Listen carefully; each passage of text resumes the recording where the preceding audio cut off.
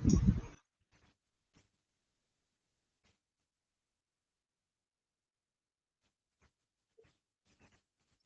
morning, all.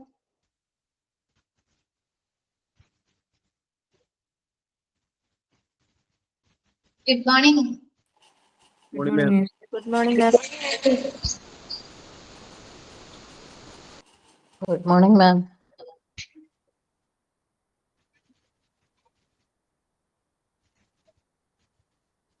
News എടുത്ത് നോക്കിയുള്ള അവരോ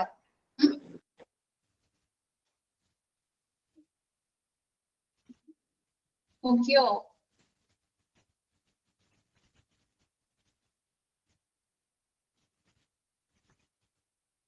clear ആണോ എല്ലാം? ക്ലാസിഫിക്കേഷൻ ആണല്ലേ മിസ് എടുത്തുകൊണ്ടിരിക്കുന്നത്. കോഡിഫിക്കേഷൻസ് അല്ലെ? നമ്മ ABC എന്നുള്ള ABC വെച്ചിട്ട് ആൽഫബറ്റ്സ് വെച്ചിട്ട് അല്ലെങ്കിൽ ന്യൂമറിക് വെച്ചിട്ട് നമ്മ എന്താണ് ഐറ്റംസിനെ ക്ലാസിഫൈ ചെയ്യുന്നത് അല്ലെ? മികച്ച കൺട്രോളിങ്ങിന് വേണ്ടിയിട്ട് മിസ് അതെടുത്ത് കഴിഞ്ഞില്ലേ? കോഡിഫിക്കേഷൻ കഴിഞ്ഞില്ലേ? നെക്സ്റ്റ് ഇനി ക്ലാസിഫിക്കേഷൻ ആണ് പറയേണ്ടത് അല്ലെ? ക്ലാസിഫിക്കേഷൻ ഓഫ് ഇൻവെന്ററി കൺട്രോൾ അല്ലെ?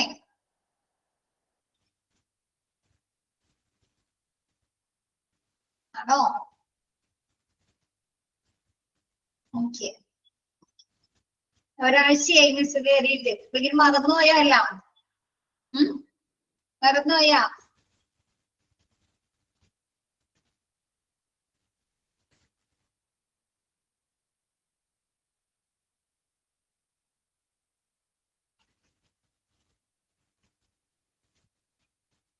തുടങ്ങാലോ? കഴിഞ്ഞ ദിവസത്തെ ക്ലാസ്സിന്റെ എന്തെങ്കിലും ഡൗട്ട്സ് എന്തെങ്കിലും ഉണ്ടോ? ഉണ്ടോ? ഇല്ല. ഇല്ല. ഓക്കെ, നമുക്ക് സ്റ്റാർട്ട് ചെയ്യാം.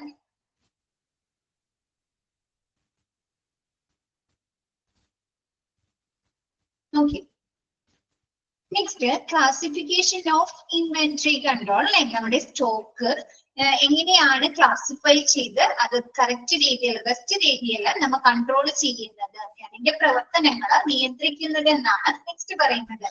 Classification norms for classification uses അല്ലെ? നമ്മുടെ സ്റ്റോഴ്സിലുള്ള ഐറ്റംസ് ക്ലാസിഫൈ ചെയ്ത് എങ്ങനെയാണ് സൂക്ഷിക്കുന്നത്. ഫസ്റ്റ് പറയുന്നത് നമുക്ക് പല രീതിയിൽ നമുക്ക് ഐറ്റംസ് അല്ലെങ്കിൽ നമ്മുടെ പ്രോഡക്ട്സുകൾ ക്ലാസിഫൈ ചെയ്ത് സൂക്ഷിക്കാം. ABC എന്നുള്ള രീതിയിൽ ചെയ്ത് സൂക്ഷിക്കാം. അതായത് അതിന്റെ കോസ്റ്റിന്റെ അടിസ്ഥാനത്തിൽ നമ്മൾ ഏറ്റവും കോസ്റ്റ് കൂടുതൽ വരുന്നതിന് A ഐറ്റംസ് എന്ന്, രണ്ടാമത് മിഡിൽ ഉള്ള കോസ്റ്റ് വരുന്നതിന് B ഐറ്റംസ് ആയിട്ട്, ലോ കോസ്റ്റ് വരുന്നതിനെ C ഐറ്റംസ് ആയി ക്ലാസിഫൈ ചെയ്ത് സൂക്ഷിക്കാം. നെക്സ്റ്റ് വേറൊരു രീതി പറയുന്നത് അതിന്റെ എന്താണ് ക്രിട്ടിക്കൽ നേച്ചർ, നമുക്ക് അത് എത്രത്തോളം അതിന്റെ മൂല്യമല്ല അതിന് എത്രത്തോളം ഇമ്പോർട്ടൻസ് ഉണ്ട്, പ്രാധാന്യം ആ ഒരു ബിസിനസ്സിൽ ആ ഒരു പ്രോഡക്റ്റുകളുടെ പ്രാധാന്യം അനുസരിച്ച് നമ്മൾ അതിനെ ക്ലാസിഫൈ ചെയ്ത് സൂക്ഷിക്കുന്നുണ്ട്. ക്രിട്ടിക്കൽ നേച്ചർ അതായത് VED എന്നുള്ള രീതിയിലാണ് സൂക്ഷിക്കുന്നത്. V എന്ന് പറഞ്ഞാൽ വൈറ്റ് അല്ലെ? നമുക്ക് ആ ഒരു പ്രോഡക്റ്റ് അല്ലെങ്കിൽ ആ ഒരു ഐറ്റം ഇല്ലെങ്കിൽ നമുക്ക് ആ ഒരു ബിസിനസ് റൺ ചെയ്യിക്കാൻ സാധിക്കില്ല. ഇപ്പൊ ഹോസ്പിറ്റലില് ഓക്സിജൻ സിലിണ്ടർ അല്ലെങ്കിൽ അങ്ങനെയുള്ള ഗ്യാസുകൾ, ഡിഫിബ്രിലേറ്റർ പോലെയുള്ള എക്യുപ്മെന്റുകളൊക്കെ ഇല്ലെങ്കിൽ അവിടുത്തെ പ്രവർത്തനങ്ങൾ നടക്കോ?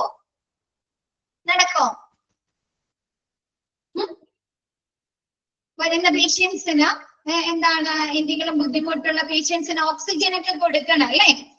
ഓക്സിജൻ സിലിണ്ടർ, ഓക്സിജൻ എന്നൊക്കെ പറയുന്നത് വൈറ്റൽ ആയിട്ടുള്ള ഒരു ഹോസ്പിറ്റലിനെ സംബന്ധിച്ചിടത്തോളം സുപ്രധാനമായിട്ടുള്ള ഐറ്റംസ് ആണോ ഡിഫിബ്രിലേറ്റേഴ്സ്? ആണോ? ആണ്. അപ്പൊ അങ്ങനെയുള്ള സുപ്രധാനമായിട്ടുള്ള ഐറ്റംസിനെ നമ്മൾ B എന്ന് ക്ലാസിഫൈ ചെയ്യുന്നു. രണ്ടാമത് എസെൻഷ്യൽ ആയിട്ടുള്ളത്, അതായത് നമുക്ക് അത്യാവശ്യമായിട്ടുള്ള ഐറ്റംസ്, വൈറ്റൽ അല്ല, സുപ്രധാനമല്ല, അതിലും താഴെ വരുന്ന ഐറ്റംസ് ആണ് എസെൻഷ്യൽ ഉൾക്കൊള്ളുന്നത്. നെക്സ്റ്റ് ഡിസൈറബിൾ ആയിട്ടുള്ള, ഇപ്പൊ നമുക്കറിയാം ഹോസ്പിറ്റലിലെ ആന്റിബയോട്ടിക്സുകളൊക്കെ ഉണ്ട് അല്ലെ? അതൊക്കെ നമുക്ക് ആവശ്യമായിട്ടുള്ള സാധനങ്ങളല്ലേ? ആണോ? ഹോസ്പിറ്റലില് IV ഡ്രഗ്സ് പക്ഷെ എന്താണ് നമ്മുടെ ഓക്സിജന്റെ അത്രയും ഓക്സിജൻ ഗ്യാസിന്റെ ഒക്കെ അത്രയും ഇമ്പോർട്ടൻസ് ഉണ്ടോ ആന്റിബയോട്ടിക്സിനൊക്കെ? ഉണ്ടോ? ചില നമുക്ക് ഓക്സിജൻ ഒക്കെ കിട്ടിയില്ലെങ്കിൽ ആ ഒരു പേഷ്യന്റിന് മരണം സംഭവിക്കാം അല്ലേ? ആ ഒരു കറക്റ്റ് സമയത്ത് അവർക്ക് ഓക്സിജന്റെ അളവ് കുറയാണ്. ആ ഒരു സമയത്ത് അവർ ഓക്സിജൻ കിട്ടിയില്ലെങ്കിൽ അവർക്ക് എന്ത് മരണം സംഭവിക്കാം അല്ലേ? ആന്റിബയോട്ടിക്സ് അങ്ങനെയുണ്ടോ? എന്നിട്ട് അപ്പൊ തന്നെ നമുക്ക് പുറത്തുനിന്ന് വാങ്ങിക്കൊടുക്കാലോ ഒരു ഹോസ്പിറ്റലിൽ ആന്റിബയോട്ടിക്സ് ഇല്ലെങ്കിൽ അല്ലേ?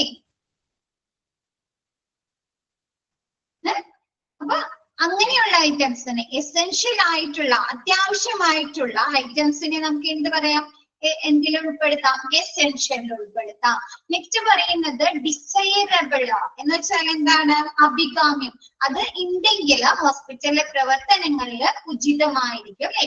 ഡിസൈറബിൾ ആയിരിക്കും. അങ്ങനെ നമുക്ക് ഐറ്റംസിനെ നമ്മുടെ ഹോസ്പിറ്റലിലെ ഐറ്റംസിനെ ക്ലാസിഫൈ ചെയ്ത് സൂക്ഷിക്കാം.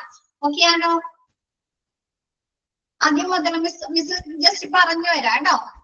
കുറെ ഉണ്ട്, ഒരു 10 എണ്ണം ഉണ്ട് പഠിക്കാനായിട്ട് കേട്ടോ. ക്ലാസിഫിക്കേഷൻ 10 എണ്ണം ഉണ്ട്. ഫസ്റ്റ് പറയുന്നത് ABC classification. ABC annual value of two control the items concerned and the issue of material in the normal course of business. Next അതിന്റെ ഇടയിൽ പറയുന്നത് alphabetical approach, conception of purchases, storing or always better control അല്ലെ?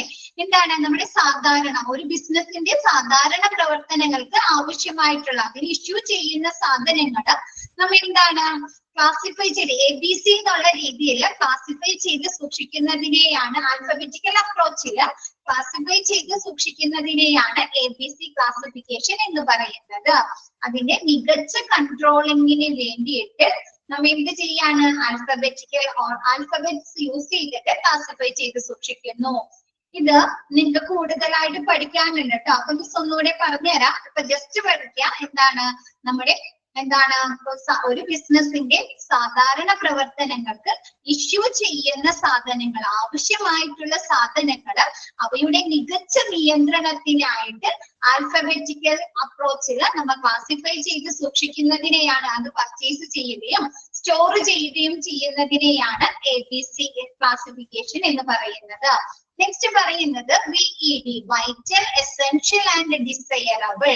Critical nature of the particular item used to determine the stock levels അല്ലെ? എന്താണ് ആ ഐറ്റംസിന്റെ critical natures, ഇമ്പോർട്ടൻസിന്റെ, പ്രാധാന്യത്തിന്റെ അടിസ്ഥാനത്തിൽ നമ്മൾ പെർട്ടിക്കുലർ ഐറ്റംസിനെ VED, വൈറ്റൽ, എസെൻഷ്യൽ, ഡിസൈറബിൾ എന്ന് പറഞ്ഞ് ക്ലാസിഫൈ ചെയ്ത് സൂക്ഷിക്കുന്നതിനെയാണ് VED ക്ലാസിഫിക്കേഷൻ എന്ന് പറയുന്നത്.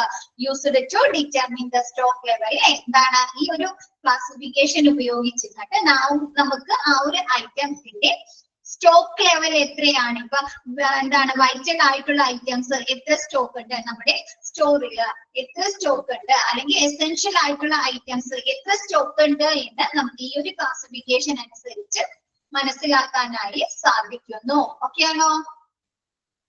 വൈറ്റൽ, എസെൻഷ്യൽ, ഡിസൈറബിൾ, ക്രിട്ടിക്കൽ നേച്ചറിന്റെ അടിസ്ഥാനത്തിൽ കേട്ടോ, ഇമ്പോർട്ടൻസിന്റെ അടിസ്ഥാനത്തിൽ. ഇപ്പൊ ഓക്സിജൻ എന്നൊക്കെ പറയുന്നത് ഒരു ഹോസ്പിറ്റലിന്റെ പ്രവർത്തനത്തില് അവിടെ ഓക്സിജൻ ഇല്ലെങ്കിൽ നമുക്ക് ചിന്തിക്കാൻ പറ്റുമോ അവിടുത്തെ പ്രവർത്തനത്തെ കുറിച്ച്? ഇപ്പൊ നെബുലൈസ് ചെയ്യുന്നതിൽ പോലും നമുക്ക് ഓക്സിജൻ കൊടുക്കുന്നുണ്ട് അല്ലെ പേഷ്യൻസിന്, അല്ലെ? ആണോ? അപ്പൊ എന്താണ് അത് അത്യാവശ്യമായിട്ടുള്ളത് അല്ലെ? ഒരു ഹോസ്പിറ്റലിന്റെ പ്രവർത്തനങ്ങളില് സുപ്രധാനമായിട്ടുള്ള മെറ്റീരിയൽസിനെയാണ് നമ്മൾ വൈറ്റൽ എന്നുള്ള ക്ലാസിഫിക്കേഷനിൽ ഉൾക്കൊള്ളുന്നത്. നെക്സ്റ്റ് എസെൻഷ്യൽ ആയിട്ടുള്ളത് എന്താണ്? അത്യാവശ്യമായിട്ടുള്ള ഐറ്റംസ്. ഡി എന്ന് പറയുന്നത് ഡിസൈറബിൾ അല്ലെ? അഭികാമ്യം. അത് ഉണ്ടെങ്കിൽ, ആ ഒരു ഐറ്റംസ് ഉണ്ടെങ്കിൽ ഹോസ്പിറ്റലിലെ പ്രവർത്തനങ്ങൾക്ക് നല്ലതായിരിക്കും, അഭികാമ്യമായിരിക്കും എന്നുള്ള ഐറ്റംസിനെയാണ് ഡിസൈറബിളില് ഉൾക്കൊള്ളുന്നത്. ഓക്കെ ആണോ? നെക്സ്റ്റ് പറയുന്നത് HML ക്ലാസിഫിക്കേഷൻ. അതായത് unit price of the material to control purchase. നമുക്ക് പർച്ചേസ് നിയന്ത്രിക്കുന്നതിന് വേണ്ടിയിട്ട് ഐറ്റംസിന്റെ കോസ്റ്റിന്റെ അടിസ്ഥാനത്തിൽ, പ്രൈസ് വിലയുടെ അടിസ്ഥാനത്തിൽ ക്ലാസിഫൈ ചെയ്ത് സൂക്ഷിക്കുന്നതിനെയാണ് HML എന്ന് പറയുന്നത്. ഹൈ പ്രൈസ് വരൂലേ? വലിയ വലിയ മെഷീനറീസിനൊക്കെ എങ്ങനെ, മെഷീനറീസ് അല്ല, വലിയ വലിയ നമുക്ക് എമർജൻസി ഡ്രഗ്സുകൾക്കൊക്കെ എങ്ങനെയാണ്, നാർക്കോട്ടിക് ഡ്രഗ്സ്, എമർജൻസി ഡ്രഗ്സുകൾക്കൊക്കെ എന്താണ് വില കൂടുതലായിരിക്കും അല്ലെ? ക്രിട്ടിക്കൽ മെഡിസിൻ ഒക്കെ വില കൂടുതലായിരിക്കില്ലേ? അപ്പൊ അങ്ങനെയുള്ള ഐറ്റംസ്, വില കൂടിയ, പ്രൈസ് കൂടിയ ഐറ്റംസിനെ നമുക്ക് Hൽ ഉൾപ്പെടുത്തുന്നു. മീഡിയം റേറ്റ് വരുന്ന, മീഡിയം പ്രൈസ് വരുന്ന ഐറ്റംസിനെ Mൽ ഉൾക്കൊള്ളിക്കുന്നു. ലോ പ്രൈസ് വരുന്ന ഐറ്റംസിനെ Lൽ ഉൾപ്പെടുത്തുന്നു. എന്താണ്? ഓരോ മെറ്റീരിയലിന്റെയും വിലയുടെ അടിസ്ഥാനത്തില് നമ്മൾ ഹൈ, മീഡിയം, ലോ പ്രൈസ് വരുന്നവയെ ക്ലാസിഫൈ ചെയ്യുന്നതിനെയാണ് HML ക്ലാസിഫിക്കേഷൻ എന്ന് പറയുന്നത്. ഓക്കെ ആണോ? ABC മിസ് പറഞ്ഞു തരാം കേട്ടോ. ABC നിങ്ങൾക്ക് കുറച്ചും കൂടി ഡീറ്റെയിൽ ആയിട്ട് പഠിക്കാനുണ്ട് കേട്ടോ. അതുകൊണ്ടാണ് മിസ് അത് അവിടെ വെച്ച് നിർത്തിയത് കേട്ടോ. ABC പഠിക്കാൻ വരുന്നുണ്ട് കേട്ടോ. നെക്സ്റ്റ് പറയുന്നത് XYZ depends on to review the inventory value, inventions and of items stored, their uses at schedule intervals. ഓരോ ഷെഡ്യൂൾ ഇന്റർവെൽസിനും അതിന് എത്രത്തോളം, ഓരോ ഐറ്റംസിനും എത്രത്തോളം മൂല്യമുണ്ട് എന്നതിന്റെ അടിസ്ഥാനത്തിൽ നമ്മൾ അതിനെ എന്ത് ചെയ്യുന്നു? XYZ എന്ന് ക്ലാസിഫൈ ചെയ്യുന്നു. അതായത് ഒരു ഐറ്റംസിന് ഡിമാൻഡ് കൂടുതലേ, ഒരു ഹോസ്പിറ്റല് ഒരുപാട് യൂസ് ചെയ്യുന്ന സാധനങ്ങൾ ഉണ്ടാവുമല്ലോ. ഈ ട്രിപ്പ്, സലൈൻ സൊല്യൂഷൻ എന്നൊക്കെ പറയുന്നത് എന്താണ്? ഒരുപാട് യൂസ് ചെയ്യുന്നതാണ് അല്ലെ? ഹോസ്പിറ്റലിന്റെ പ്രവർത്തനങ്ങളിലെ ഡിമാൻഡ് കൂടുതലുള്ള ഐറ്റംസ് അല്ലേ? ആണോ? അപ്പൊ അങ്ങനെയുള്ള ഐറ്റംസിനെ അതിന്റെ മൂല്യം, അതായത് നമ്മുടെ ഹോസ്പിറ്റലിലെ പ്രവർത്തനങ്ങളിൽ അതിന് എത്രത്തോളം മൂല്യമുണ്ട്, എത്രത്തോളം ഡിമാൻഡ് ഉണ്ട് എന്നതിന്റെ അടിസ്ഥാനത്തിൽ ക്ലാസിഫൈ ചെയ്യുന്നു. അതായത് കൂടുതൽ ഡിമാൻഡ് വരുന്ന ഐറ്റംസിനെ വാല്യൂ, മൂല്യത്തിന്റെ അടിസ്ഥാനത്തിൽ കൂടുതൽ വാല്യൂ വരുന്നത്, അതായത് ഡിമാൻഡ് വരുന്നത് ഏതാണോ ആ ഐറ്റംസ് Xൽ ഉൾക്കൊള്ളുന്നു. മീഡിയം ഡിമാൻഡ് വരുന്നത് Yല, നമുക്ക് അധികം ഒരുപാട് യൂസ് ചെയ്യേണ്ട, ഒരുപാട് ഡിമാൻഡ് ഇല്ലാത്ത, നമുക്ക് കുറച്ച് മാത്രം അതിന് വാല്യൂ ഉള്ളെങ്കിൽ അതിനെ Z കാറ്റഗറിയിൽ ഉൾക്കൊള്ളിക്കുന്നു. ഓക്കെ ആണോ? വാല്യൂ ഇൻവെൻഷൻസ്, അതായത് ഇപ്പൊ നമുക്കറിയാം ഹോസ്പിറ്റലിൽ ട്രിപ്പ് ഇടാം അല്ലെ, പേഷ്യൻസിന് IV ട്രിപ്പ് കൊടുക്കുക, സലൈൻ സൊല്യൂഷൻ കൊടുക്കുക അല്ലെ. ഇതൊക്കെ എന്താണ്? ഒരുപാട് മിക്ക ദിവസങ്ങളിലും നമുക്ക് ആവശ്യം വരുന്ന സാധനങ്ങളല്ലേ അല്ലേ? ആണോ? അപ്പൊ അങ്ങനെയുള്ള ഐറ്റംസ്, കൂടുതൽ ഡിമാൻഡ് വരുന്ന ഐറ്റംസിനെ X കാറ്റഗറിയില, മീഡിയം ഡിമാൻഡ് വരുന്ന ഐറ്റംസിനെ Y കാറ്റഗറിയില, നമുക്ക് അധികം ഡിമാൻഡ് ഇല്ല, വല്ലപ്പോഴും ഒക്കെ യൂസ് ചെയ്യുന്ന ഐറ്റംസിനെ നമ്മൾ Z കാറ്റഗറിയിൽ ഉൾക്കൊള്ളിക്കുന്നു. ഓക്കെ ആണോ?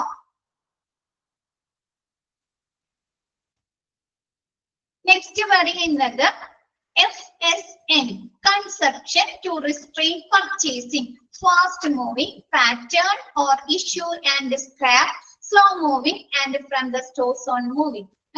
Stores on non moving ആണ് കേട്ടോ. ഇവിടെ from the stores on moving കൊടുത്തിട്ടില്ലേ? അവിടെ നോൺ മൂവിംഗ് ആണ് കേട്ടോ. കറക്റ്റ് ആണോ നിങ്ങളുടെ കയ്യിൽ കിടക്കുന്നത്?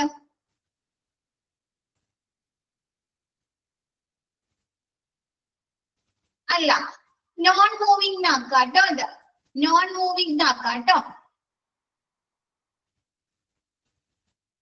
ഇതെന്ന് പറയാല് FS എന്ന് പറഞ്ഞു കഴിഞ്ഞാല് നമുക്ക് ആ ഒരു പർച്ചേസിങ് റിസ്ട്രെയിൻ ചെയ്യുന്നതിന് വേണ്ടിയിട്ട്, തടയുന്നതിന് വേണ്ടിയിട്ട് അതിന്റെ ഉപയോഗം നോക്കിയിട്ട്, ഉപഭോഗം നോക്കിയിട്ട് നമ്മൾ അതിനെ ക്ലാസിഫൈ ചെയ്യുന്നു, കാറ്റഗറി ചെയ്യുന്നു. ഇപ്പൊ ചില ഐറ്റംസ് നമ്മുടെ ഹോസ്പിറ്റലിൽ ചില ഐറ്റംസ് എന്താണ് ഫാസ്റ്റ് ആയിട്ട് മൂവ് ആയി പോകും അല്ലെ? ചില മെഡിസിൻസുകളൊക്കെ പെട്ടെന്ന് തീർന്നു പോകുന്നതായിട്ട്. ഈ പാരസെറ്റമോൾ ഒക്കെ എങ്ങനെയാണ് മിക്ക പേഷ്യൻസിന് നമ്മൾ കൊടുക്കും അല്ലെ? പെയിൻ വരുന്ന പേഷ്യൻസിന് കൊടുക്കും അല്ലെ? പനിയുള്ള പേഷ്യൻസിന് കൊടുക്കും, തലവേദന വരുന്ന പേഷ്യൻസിന് കൊടുക്കും, ബോഡി പെയിൻ ഉള്ള പേഷ്യൻസിന് കൊടുക്കും. അപ്പൊ ഇതൊക്കെ എങ്ങനെയാണ് ഫാസ്റ്റ് ആയിട്ട് മൂവ് ആയി പോവോ? ആണോ? പാരസെറ്റമോൾ ഒക്കെ അപ്പൊ ഫാസ്റ്റ് മൂവിങ് പെട്ടെന്ന് തീർന്നു പോകുന്നത്, പെട്ടെന്ന് മൂവ് ആയി പോകുന്നത്. പിന്നെ എസ് എന്ന് പറയുന്നത് സ്ലോ മൂവിങ്, പതുക്കെ തീർന്നു പോകുന്ന ഐറ്റംസ്. എൻ എന്ന് പറയുന്നത് നോൺ മൂവിങ് ആയിട്ട്. ഇപ്പൊ നമ്മുടെ കമ്പനിയിൽ അല്ലെങ്കിൽ ഒരു ഹോസ്പിറ്റലിൽ സ്ക്രാപ്പ് ആയി കിടക്കുന്ന എക്യുപ്മെന്റ്, കേടായി വരുന്ന എക്യുപ്മെന്റുകളൊക്കെ മൂവ് ആയി പോവോ? അത് ഒബ്സൊലസൻസ് ആണ്, അല്ലെ? കാലഹരണപ്പെട്ടു, അല്ലെ? നിങ്ങൾക്ക് അത് യൂസ് ചെയ്യാൻ പറ്റില്ല, അല്ലെ? അപ്പൊ അങ്ങനെയുള്ള നോൺ മൂവിങ് ഐറ്റംസ് ഓക്കെ ആണോ? മൂവ് ചെയ്യാത്ത, നമുക്ക് വിൽക്കാൻ സാധിക്കാത്ത ഐറ്റംസിനെ എൻ കാറ്റഗറിയിൽ സ്ലോ ആയിട്ട് പതുക്കെ മൂവ് ആയി ഡിമാൻഡ്. നമുക്ക് ഫാസ്റ്റ് മൂവിങ് പെട്ടെന്ന് തീർന്നു പോകുന്ന ഐറ്റംസ്, ചിലപ്പോൾ ഡിമാൻഡ് കൂടുതൽ വരുന്നത് അതായിരിക്കും, അല്ലെ? അപ്പൊ അങ്ങനെയുള്ള ഐറ്റംസ്. ഇപ്പൊ നമ്മൾ ഒരുപാട് ക്ലാസ് 10 തരത്തിൽ എന്ന് പറയുന്നത് 8 എണ്ണമാണ് നമുക്ക് ഐറ്റംസ് വെച്ച് ക്ലാസിഫൈ ചെയ്യുന്നത്. ബാക്കി 9ഉം 10ഉം നമ്മൾ എക്യുപ്മെന്റിനെയാണ് ക്ലാസിഫൈ ചെയ്യുന്നത്. അപ്പൊ ഇങ്ങനെ 8 രീതികൾ നമുക്ക് ഉപയോഗിക്കാം. പക്ഷെ ഹോസ്പിറ്റലിൽ നമ്മൾ ഇതിൽ ഏതെങ്കിലും ഒരു ക്ലാസിഫിക്കേഷൻ ഉപയോഗിച്ചിട്ടായിരിക്കും ഐറ്റംസ് ക്ലാസിഫൈ ചെയ്ത് സൂക്ഷിക്കുന്നത്. ഓക്കെ ആണോ? 8 തരത്തിലുള്ള ക്ലാസിഫിക്കേഷൻ, 10 തരത്തിലുള്ള ക്ലാസിഫിക്കേഷൻ പഠിക്കുന്നുണ്ട് എങ്കിലും ഹോസ്പിറ്റൽ എങ്ങനെയാണ് നമുക്ക് ഇത് 10 യൂസ് ചെയ്യാൻ പറ്റുമോ? കോസ്റ്റിന്റെ അടിസ്ഥാനത്തില, ഡിമാൻഡിന്റെ അടിസ്ഥാനത്തില, വാല്യൂന്റെ അടിസ്ഥാനത്തില, അല്ലെ? അപ്പൊ എന്താണ്, ഇതിൽ ഏതെങ്കിലും ഒന്നായിരിക്കും അവിടെ യൂസ് ചെയ്യുന്നത് കേട്ടോ. ഓക്കെ ആണോ? നിങ്ങൾ ഇത്രയും പഠിക്കുമ്പോൾ വിചാരിക്കും ഇത് എന്താണ്, ഒക്കെ ഒരേപോലെ ഇരിക്കുന്നുണ്ടല്ലോ, അല്ലെ? അങ്ങനെ ഒരു കൺഫ്യൂഷൻ വരാം, അല്ലെ? എല്ലാം ഒരേപോലെ ഇരിക്കുന്നുണ്ടല്ലോ, അല്ലെ? ക്ലിയർ ആയോ? ഫാസ്റ്റ് മൂവിങ് മാറിപ്പോകുന്നുണ്ട്, അല്ലെ? അപ്പൊ അത് നോക്കുക. എ ബി എന്ന് പറഞ്ഞാല് കോസ്റ്റിന്റെ അടിസ്ഥാനത്തിലോ, വിഇഡി എന്ന് പറഞ്ഞാൽ അതിന്റെ ക്രിട്ടിക്കൽ നേച്ചറിന്റെ അടിസ്ഥാനത്തിൽ, അങ്ങനെ നോക്കാം കേട്ടോ. ഇമ്പോർട്ടൻസിന്റെ അടിസ്ഥാനത്തിൽ. എച്ച് എം എൽ എന്ന് പറഞ്ഞാൽ അതിന്റെ പ്രൈസിന്റെ അടിസ്ഥാനത്തിൽ, ഹൈ, മീഡിയം, ലോ പ്രൈസ്, അങ്ങനെയുള്ള പ്രൈസിന്റെ അടിസ്ഥാനത്തില്. എക്സ് എന്ന് പറഞ്ഞാല് എന്താണ്, അതിന്റെ വാല്യൂ, ഡിമാൻഡിന്റെ അടിസ്ഥാനത്തില്. എഫ് എസ് എന്ന് പറഞ്ഞാല് അത് മൂവ് ചെയ്യുന്നത് ഫാസ്റ്റ് മൂവിങ് ആണോ, സ്ലോ മൂവിങ് ആണോ, നോൺ മൂവിങ് ആയി സ്ക്രാപ്പ് ആയിട്ട് അല്ലെങ്കിൽ കേട് വന്ന് കിടക്കുന്ന ഐറ്റംസ് ആണോ എന്നുള്ളതാണ് എഫ് എസ് എൻ. ഓക്കെ ആണോ? ആ ഒരു പർച്ചേസിങ് തടയുന്നതിന് വേണ്ടിയിട്ട് ഇപ്പൊ നമ്മൾ സ്ലോ ആയി പോകുന്ന സാധനങ്ങള് എപ്പോഴും നമ്മൾ പർച്ചേസ് ചെയ്യണോ? സ്ലോ ആയി പതുക്കെ മൂവ് ചെയ്യുന്നുള്ളൂ, പതുക്കെ നമുക്ക് വിറ്റ് പോകുന്നുള്ളൂ, പതുക്കെ യൂസ് ചെയ്യുന്നുള്ളെങ്കിൽ നമുക്ക് എപ്പോഴും വേണ്ട, അല്ലെ? അതിനൊരു ക്രിട്ടിക്കൽ ഒരു നിശ്ചിത ഇടവേളകളിൽ നമ്മൾ പർച്ചേസ് ചെയ്താൽ മതി. അപ്പൊ അങ്ങനെയുള്ള ഐറ്റംസ് ആണ് F S N, consumption to restrain purchases. നമുക്ക് പർച്ചേസുകള് തടയുന്നതിന് വേണ്ടിയിട്ട്, അതിനൊരു നിയന്ത്രണം, കൺട്രോൾ കൊണ്ടുവരുന്നതിന് വേണ്ടി അതിന്റെ ഉപയോഗത്തിന്റെ അടിസ്ഥാനത്തിൽ നമ്മൾ ക്ലാസിഫൈ ചെയ്യുന്നതാണ് എഫ് എസ് എൻ. നെക്സ്റ്റ് പറയുന്നത് എസ് ഡി ഇ, ഇൻവെൻഷൻസ് എന്നാണ് കേട്ടോ. നെക്സ്റ്റ് പറയുന്നത് SDE, purchasing problems to lead time. നമുക്ക് ആ ഒരു സാധനം കിട്ടാനുള്ള ലീഡ് ടൈമില്ലേ, നമുക്ക് എന്താണ് പർച്ചേസ് ഓർഡർ കിട്ടിയിട്ട് നമുക്കത് കിട്ടാനെടുക്കുന്ന ആ ഒരു ടൈമില്ലേ, അതിന്റെ അടിസ്ഥാനത്തില് നമ്മ ഐറ്റംസിനെ ക്ലാസിഫൈ ചെയ്യുന്നതാണ് SDE. SDE scales to attain in regard to analyse എന്ന് വെച്ചാല് ഒരു സാധനം നമ്മ ഓർഡർ കൊടുത്തിട്ട് നമുക്കത് കിട്ടാനായിട്ട് ഒരുപാട് കാലതാമസം എടുക്കില്ലേ, ദാരിദ്ര്യം അനുഭവപ്പെടാൻ സ്കെയേഴ്സ്, ചിലപ്പോ അത് പുറം രാജ്യങ്ങളിൽ നിന്ന് കൊണ്ടുവരേണ്ടി വരും, അതല്ലെങ്കിൽ അത് ഉത്പാദിപ്പിക്കപ്പെടുന്ന സ്ഥലങ്ങൾ കുറവായിരിക്കാം, അതല്ലെങ്കിൽ അത് ഉണ്ടാക്കാനായിട്ട് ഒരുപാട് കാലതാമസം എടുക്കും അല്ലേ. അപ്പൊ അങ്ങനെ നമുക്കത് പർച്ചേസ് ഓർഡർ എടുത്തിട്ട് നമുക്ക് കിട്ടാനെടുക്കുന്ന സമയം ഒരുപാട് സമയം എടുക്കുകയാണെങ്കിൽ അതിനെ എസ് കാറ്റഗറിയിൽ ഉൾക്കൊള്ളിക്കുന്നു. ഡി എന്ന് പറയുന്നത് ഡിഫിക്കൽറ്റി, നമുക്കത് കിട്ടും, കുറച്ച് സമയം എടുത്താണെങ്കിലും കിട്ടും, പക്ഷെ സ്കെയേഴ്സിന്റെ അത്രയും കാലദൈർഘ്യം എടുക്കുന്നില്ല. അങ്ങനെയുള്ള ഐറ്റംസിനെ ഡി കാറ്റഗറിയിൽ ഉൾക്കൊള്ളിക്കുന്നു.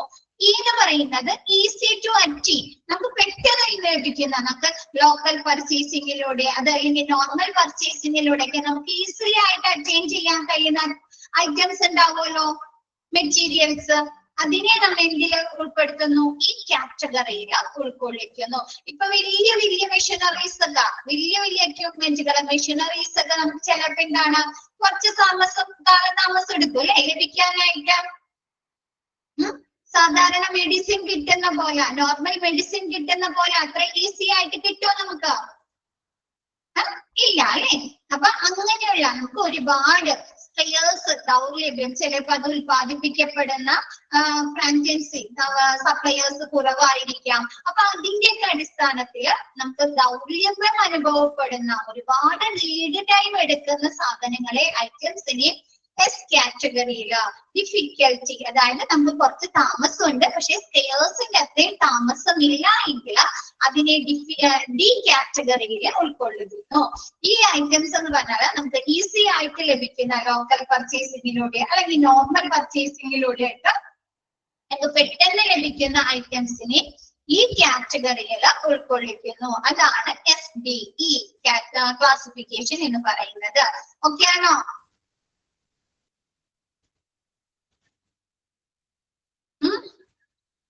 നെക്സ്റ്റ് പറയുന്നത് GOLF. GOLF എന്ന് പറയുന്നത് source of the material to plan the purchase strategies. നമുക്ക് പർച്ചേസ് സ്ട്രാറ്റജീസ്, നമുക്ക് വാങ്ങാനുള്ള തന്ത്രങ്ങൾ പ്ലാൻ ചെയ്യുന്നതിന് വേണ്ടിയിട്ട് അതിന്റെ സോഴ്സ്, ആ ഒരു ഉൽപ്പന്നം അല്ലെങ്കിൽ ആ ഒരു ഐറ്റം എവിടെ നിന്നാണ് കിട്ടുന്നത്, അതിന്റെ അടിസ്ഥാനത്തിൽ ഐറ്റംസിനെ ക്ലാസിഫൈ ചെയ്യുന്നു. G എന്ന് പറയുന്നത് നമുക്ക് ചിലപ്പോൾ ഗവൺമെന്റിൽ നിന്നൊക്കെ ചില സാധനങ്ങൾ കിട്ടാറുണ്ട് അല്ലെ, ഹോസ്പിറ്റലിലെ പ്രവർത്തനങ്ങൾക്ക് വേണ്ടിയിട്ട് അല്ലേ. അപ്പൊ നമുക്ക് ആ ഒരു ഐറ്റംസ് ഗവൺമെന്റിൽ നിന്നാണ് ലഭിക്കുന്നത് എങ്കിൽ അതിനെ G കാറ്റഗറിയിൽ ഉൾപ്പെടുന്നു. ഓർഡിനറി ആയിട്ട് സാധാരണ പർച്ചേസ്, സാധാരണ നമ്മുടെ സപ്ലയേഴ്സിൽ നിന്നൊക്കെ നോർമൽ രീതിയിൽ പർച്ചേസ് ചെയ്യുന്നതിനെ ഓർഡിനറി ഐറ്റംസ് ഓ കാറ്റഗറിയിൽ ഉൾക്കൊള്ളിക്കുന്നു. LF എന്ന് പറഞ്ഞാല് ലോക്കൽ പർച്ചേസിംഗ് അല്ലെ, നമ്മുടെ ആ ഒരു ഹോസ്പിറ്റലിലെ ചുറ്റുപാട് നിന്നൊക്കെ കിട്ടുന്നതാണ്. ലോക്കലായിട്ട് പ്രാദേശികമായിട്ടുള്ള പർച്ചേസിംഗിലൂടെ കിട്ടുന്നതാണെങ്കിൽ നമ്മൾ അതിനെ L കാറ്റഗറിയിൽ ഉൾക്കൊള്ളിക്കുന്നു. F അതായത് ഫോറിൻ കൺട്രീസിൽ നിന്ന്, നമ്മ പുറമേ നിന്ന് വരുത്തുന്നതാണെങ്കിൽ നമ്മൾ അതിനെ ഏത് കാറ്റഗറിയിൽ ഉൾക്കൊള്ളിക്കുന്നു? S കാറ്റഗറിയിൽ ഉൾക്കൊള്ളിക്കുന്നു. ഓക്കെ ആണോ? GOLF എന്ന് പറഞ്ഞാല് ആ ഒരു ഐറ്റംസ് ഏത് സോഴ്സിൽ നിന്നാണ്, ഇവിടെ നിന്നാണ് ലഭിക്കുന്നത് എന്നതിന്റെ അടിസ്ഥാനത്തിൽ നമ്മ ഐറ്റംസിനെ, പ്രോഡക്ട്സിനെ ക്ലാസിഫൈ ചെയ്യുന്നതാണ് GOLF ക്ലാസിഫിക്കേഷൻ. ആദ്യം മുതൽ നോക്കാട്ടോ. SOS കഴിഞ്ഞിട്ട് മിസ് ആദ്യം മുതൽ ഒന്നുകൂടെ പറഞ്ഞുതരാം. SOS seasonal and non of seasonal items, seasonality of items അല്ലെ. നമുക്കറിയാം നമ്മുടെ ചുറ്റുപാട് നമ്മൾ ഉപയോഗിക്കുന്ന സാധനങ്ങൾ എന്താണ്, സീസണലും ഓഫ് സീസണൽ ഐറ്റംസ് ഉണ്ട് അല്ലെ. ചില സീസണിൽ മാത്രം ഉപയോഗിക്കുന്ന സാധനങ്ങൾ ഉണ്ടല്ലോ. മാങ്ങയൊക്കെ നമുക്ക് എപ്പോഴും കിട്ടോ? സ്ട്രോബെറി, മാങ്ങ അങ്ങനെയുള്ള ഐറ്റംസ് എപ്പോഴും കിട്ടോ? ഇല്ല, അതിനൊരു സീസൺ ഉണ്ട് അല്ലെ. പർട്ടിക്കുലർ സീസണിന്റെ സമയത്ത് മാത്രമല്ലേ കിട്ടുള്ളൂ. അതേപോലെ നമ്മുടെ ഹോസ്പിറ്റലിന്റെ പർട്ടിക്കുലർ സീസണിൽ വരുന്ന അസുഖങ്ങളില്ലേ?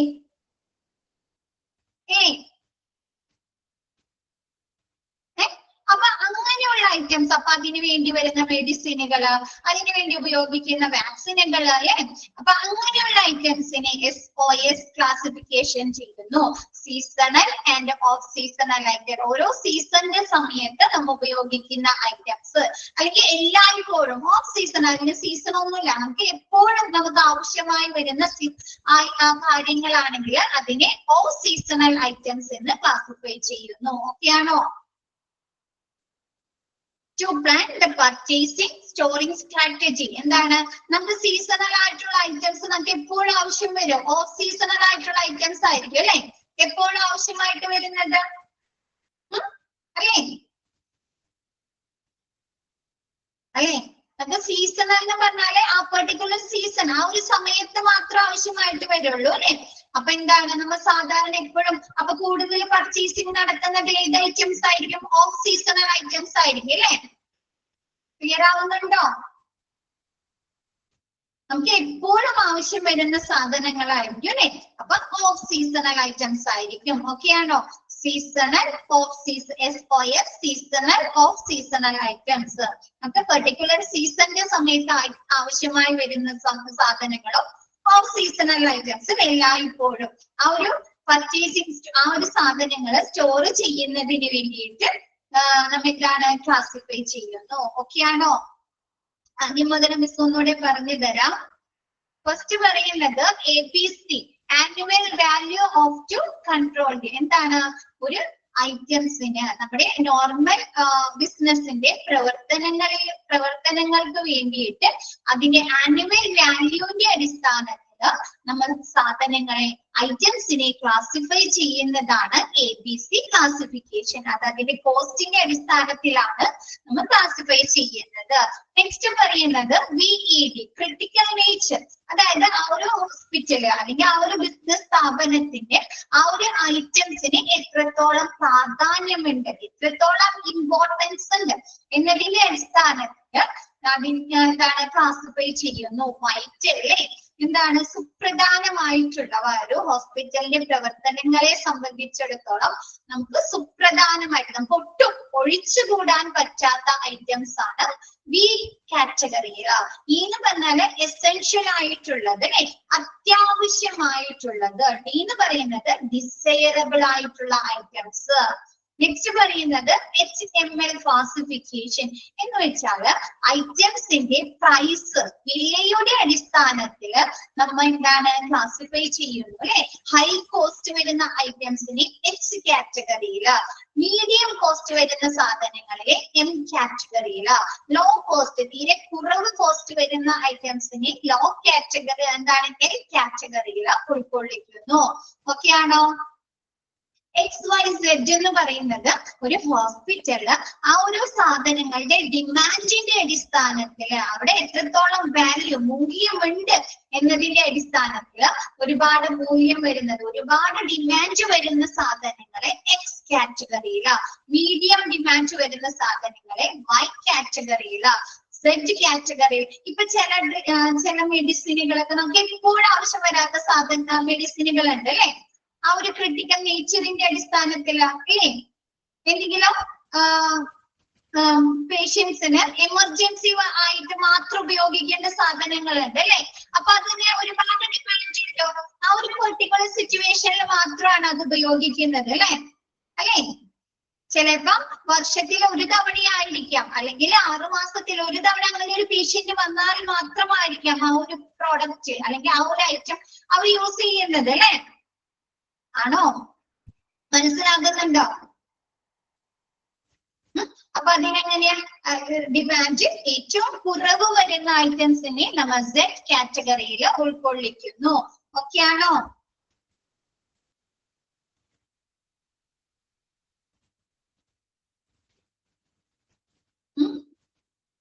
ഓക്കെ ആണോ? 5 ഓക്കെയാണോ? 4 ഓക്കെയാണോ? അപ്പോ ഇമ്പോർട്ടന്റ് ആണ് കേട്ടോ, ഇമ്പോർട്ടന്റ് ആണ്. FS എന്ന് പറഞ്ഞാല് അതിന്റെ മൂവിങ്ങിന്റെ അടിസ്ഥാനത്തില് നമുക്ക് ആ ഒരു പർച്ചേസിങ് തടയുന്നതിന് വേണ്ടിയിട്ട് നമുക്ക് പെട്ടെന്ന് മൂവ് ആയി പോകുന്ന ഐറ്റംസ് ആണ് അല്ലെ. പെട്ടെന്ന് നമ്മൾ പർച്ചേസ് ചെയ്യുന്നത് മൂവ് ആവാത്ത ഐറ്റംസ് നമ്മൾ പർച്ചേസ് ചെയ്ത് വെച്ചാൽ എന്താണ്, അതൊന്നില്ലെങ്കിൽ എക്സ്പയറി ഡേറ്റ് കഴിഞ്ഞു പോകും, അതല്ലെങ്കിൽ അതെന്തെങ്കിലും ഡാമേജ് വരും അല്ലെ, ലോസ് സംഭവിക്കും അല്ലെ. അപ്പൊ അങ്ങനെ മൂവ് ആയി ഫാസ്റ്റ് മൂവിങ് ഒരു പ്രോഡക്റ്റ് പെട്ടെന്ന് തീർന്നു പോകുന്ന ഐറ്റംസ് ആണെങ്കിൽ അതിനേക്ക് കാറ്റഗറിയില്, സ്ലോ ആയിട്ട് പതുക്കെ മൂവ് ചെയ്യുന്നുള്ളൂ, പതുക്കെ ഉപയോഗിക്കുന്നുള്ളെങ്കിൽ അതിന് സ്ലോ മൂവിങ് കാറ്റഗറിയില് കാറ്റഗറിയില്. എന്താണെങ്കിൽ നോൺ മൂവിങ് കാറ്റഗറിയിൽ എന്താണ് സ്ക്രാപ്പ് അല്ലെങ്കിൽ ഡാമേജ് ആയി വരുന്ന സാധനങ്ങളൊക്കെയാണ് നോൺ മൂവിങ് ഐറ്റംസിൽ ഉൾക്കൊള്ളിക്കുന്നത്. ഓക്കെ ആണോ? അത് SD എന്ന് പറയുന്നത് നമുക്ക് ഒരു സാധനം ഒരു ഐറ്റംസ് പർച്ചേസ് ചെയ്തിട്ട് അത് കിട്ടാൻ എടുക്കുന്ന ആ ഒരു ലീഡ് ടൈമിന്റെ അടിസ്ഥാനത്തിൽ നമ്മൾ ക്ലാസിഫൈ ചെയ്യുന്നു. അപ്പൊ എന്താണ് സ്കെയേഴ്സ് അല്ലെ, നമുക്ക് ഒരുപാട് ടൈം എടുക്കേണ്ടി വരുന്നിട്ടുണ്ട്. ആ ഒരു പ്രോഡക്റ്റ് നമ്മൾ പർച്ചേസ് ഓർഡർ കൊടുത്തിട്ട് നമുക്ക് ദൗർലഭ്യം അനുഭവപ്പെടുന്ന ഐറ്റംസിനെ നമ്മൾ എന്തിൽ ഉൾപ്പെടുന്നു? S കാറ്റഗറിയില്.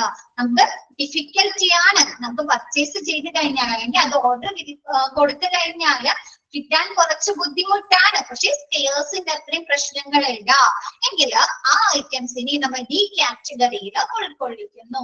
ഈ ആണെങ്കിൽ എന്താണ് ഈസി ആയിട്ട് നമുക്ക് ലഭിക്കുന്നവ അല്ലെ, ലോക്കൽ പർച്ചേസിങ്ങിലൂടെ അല്ലെങ്കിൽ നോർമൽ പർച്ചേസിങ്ങിലൂടെ ഒക്കെ നമുക്ക് പെട്ടെന്ന് ലഭിക്കുന്ന സാധനങ്ങളെ എന്തിൽ ഉൾപ്പെടുത്തുന്നു, ഈ കാറ്റഗറിയിൽ ഉൾക്കൊള്ളിക്കുന്നു. ഓക്കെ ആണോ?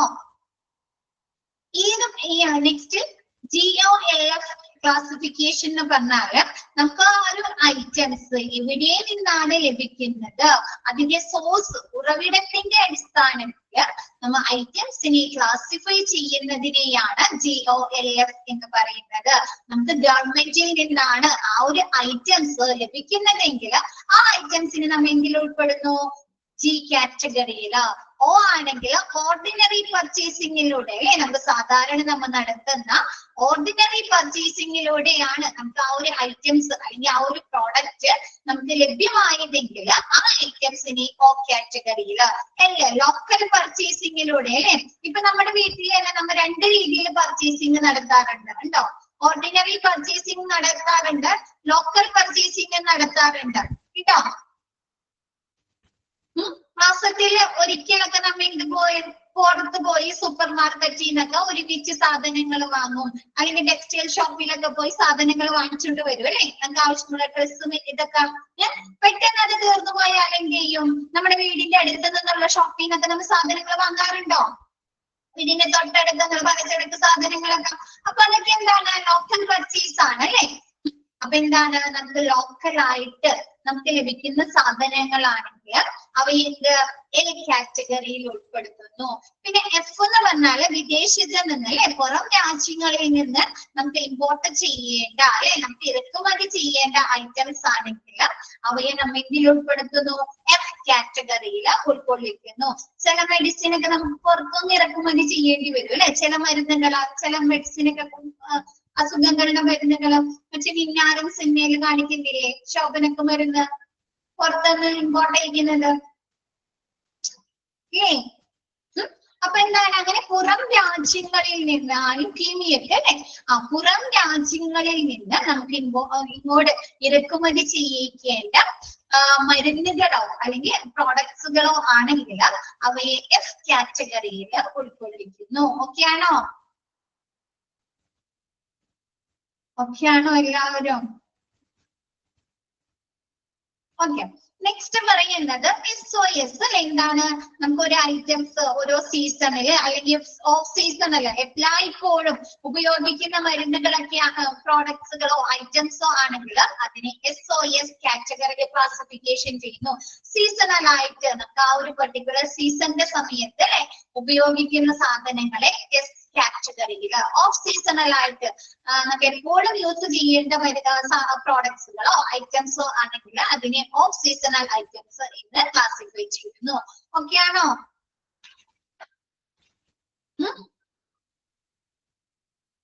നെക്സ്റ്റ് പറയുന്നത്, അപ്പൊ ഇത്രയും നമ്മൾ പറഞ്ഞത് പ്രോഡക്ട്സുകള് ഐറ്റംസ് ഒക്കെയാണ് കേട്ടോ. നെക്സ്റ്റ് 9ഉം 10ഉം നമ്മൾ എന്താണ്, എക്യുപ്മെന്റുകളെ ക്ലാസിഫൈ ചെയ്യുന്നതാണ് കേട്ടോ. Okay, VEIN vital and normal importance of purchase അല്ലെ, ആ ഒരു പർച്ചേസസിന്റെ പ്രാധാന്യം അനുസരിച്ച് നമുക്ക് ആ ഒരു എക്യുപ്മെന്റ് വാങ്ങുന്നതിന്റെ പ്രാധാന്യം അനുസരിച്ച് നമ്മൾ ക്ലാസിഫൈ ചെയ്തിരിക്കുന്നു. To restrain essential and important equipment അല്ലെ, എന്താണ് അതിന്റെ എസെൻഷ്യൽ ആയിട്ടുള്ള അല്ലെ, എന്താണ് നമുക്ക് അത്യാവശ്യമായിട്ടുള്ള നമുക്ക് ഇമ്പോർട്ടന്റ് ആയിട്ടുള്ള പ്രാധാന്യമുള്ള എക്യുപ്മെന്റുകളെ നമ്മൾ ഇങ്ങനെ ക്ലാസിഫൈ ചെയ്യുന്നു. VEIN വൈറ്റൽ ആൻഡ് നോർമൽ എക്യുപ്മെന്റുകൾ എന്ന് ക്ലാസിഫൈ ചെയ്യുന്നു. നെക്സ്റ്റ് പറയുന്നത് RAM reliability, availability and maintenance അല്ലെ, എന്താണ് എക്യുപ്മെന്റുകളുടെ വിശ്വസ്തത റിലയബിലിറ്റിയുടെ അടിസ്ഥാനത്തിൽ ആ എക്യുപ്മെന്റുകളുടെ അവൈലബിലിറ്റി എങ്ങനെയാണ്, നമുക്ക് പെട്ടെന്ന് കിട്ടുന്നതാണോ, അവൈലബിലിറ്റിയുടെ അടിസ്ഥാനത്തിൽ അതിന്റെ മെയിന്റനൻസ് പരിപാലിക്കുന്നതിന്റെ അടിസ്ഥാനത്തിൽ നമ്മൾ ക്ലാസിഫൈ ചെയ്യുന്നതാണ് RAM. Relies on service on equipment എന്താണ്, നമുക്ക് ഇതെന്തുമായി ബന്ധപ്പെട്ടിരിക്കുന്നു, ആ ഒരു എക്യുപ്മെന്റുകളുടെ സേവനങ്ങളുമായി ബന്ധപ്പെട്ടിരിക്കുന്നു. To plan purchase factors and functioning and the maintenance capacity of the equipment, നമ്മൾ ഒരു പർച്ചേസിങ് നടത്തുമ്പോൾ, ഒരു എക്യുപ്മെന്റ് പർച്ചേസ് ചെയ്യുമ്പോൾ പല ഫാക്ടേഴ്സിന്റെ അടിസ്ഥാനത്തിൽ നമ്മൾ ഫസ്റ്റ് തന്നെ പഠിച്ചു അല്ലെ, പല ഫാക്ടേഴ്സ് ഘടകങ്ങളുടെ അടിസ്ഥാനത്തിലല്ലേ നമ്മൾ പർച്ചേസ് ചെയ്യുന്നത്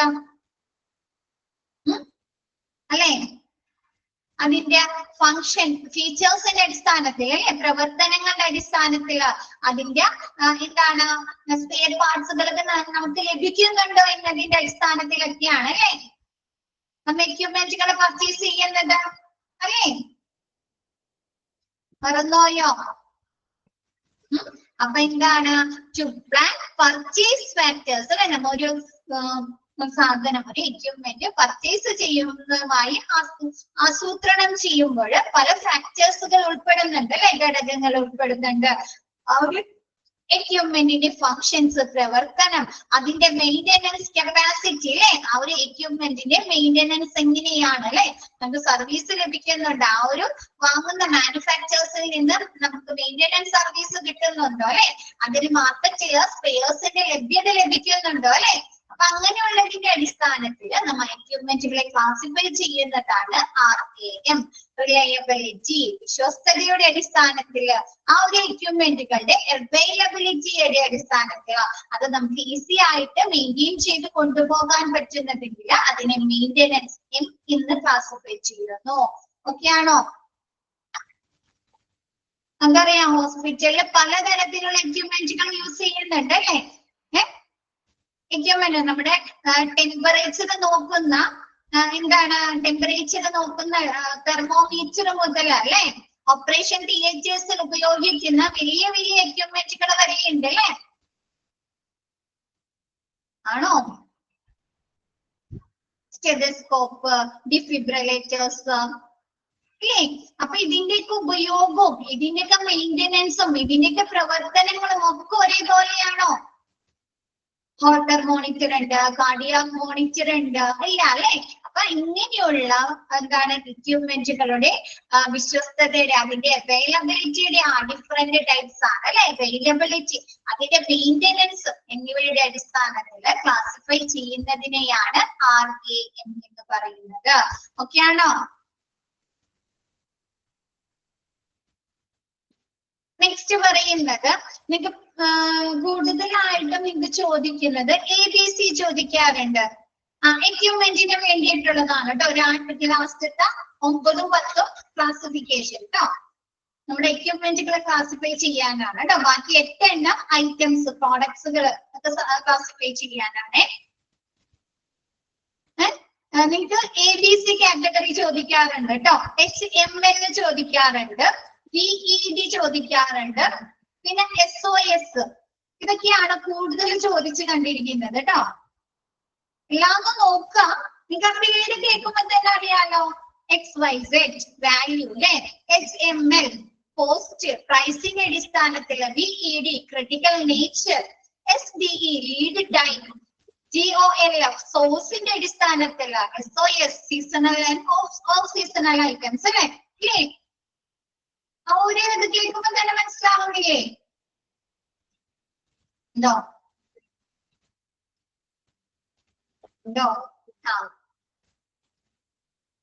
നെക്സ്റ്റ് നോക്കിയേ. നെക്സ്റ്റ് മിസ് പറഞ്ഞില്ലേ ABC അനാലിസിസ് ഉണ്ടെന്ന്. നോക്കിയേ, ABC അനാലിസിസ് ട്ടോ. നോക്കിയേ, maintain a proper control of inventory, ABC technique is used അല്ലെ. എന്താണ് ഒരു നമുക്ക് ഇൻവെന്ററി സ്റ്റോക്കിന്റെ ശരിയായ രീതിയിലുള്ള നിയന്ത്രണങ്ങൾ നടപ്പിലാക്കുന്നതിന് വേണ്ടി നമ്മൾ എന്തുപയോഗിക്കുന്നു? ABC ടെക്നിക്സ് ഉപയോഗിക്കുന്നു. ഇവിടെ ABC എന്നാണോ ARC എന്നാണോ നിങ്ങളുടെ കയ്യില്?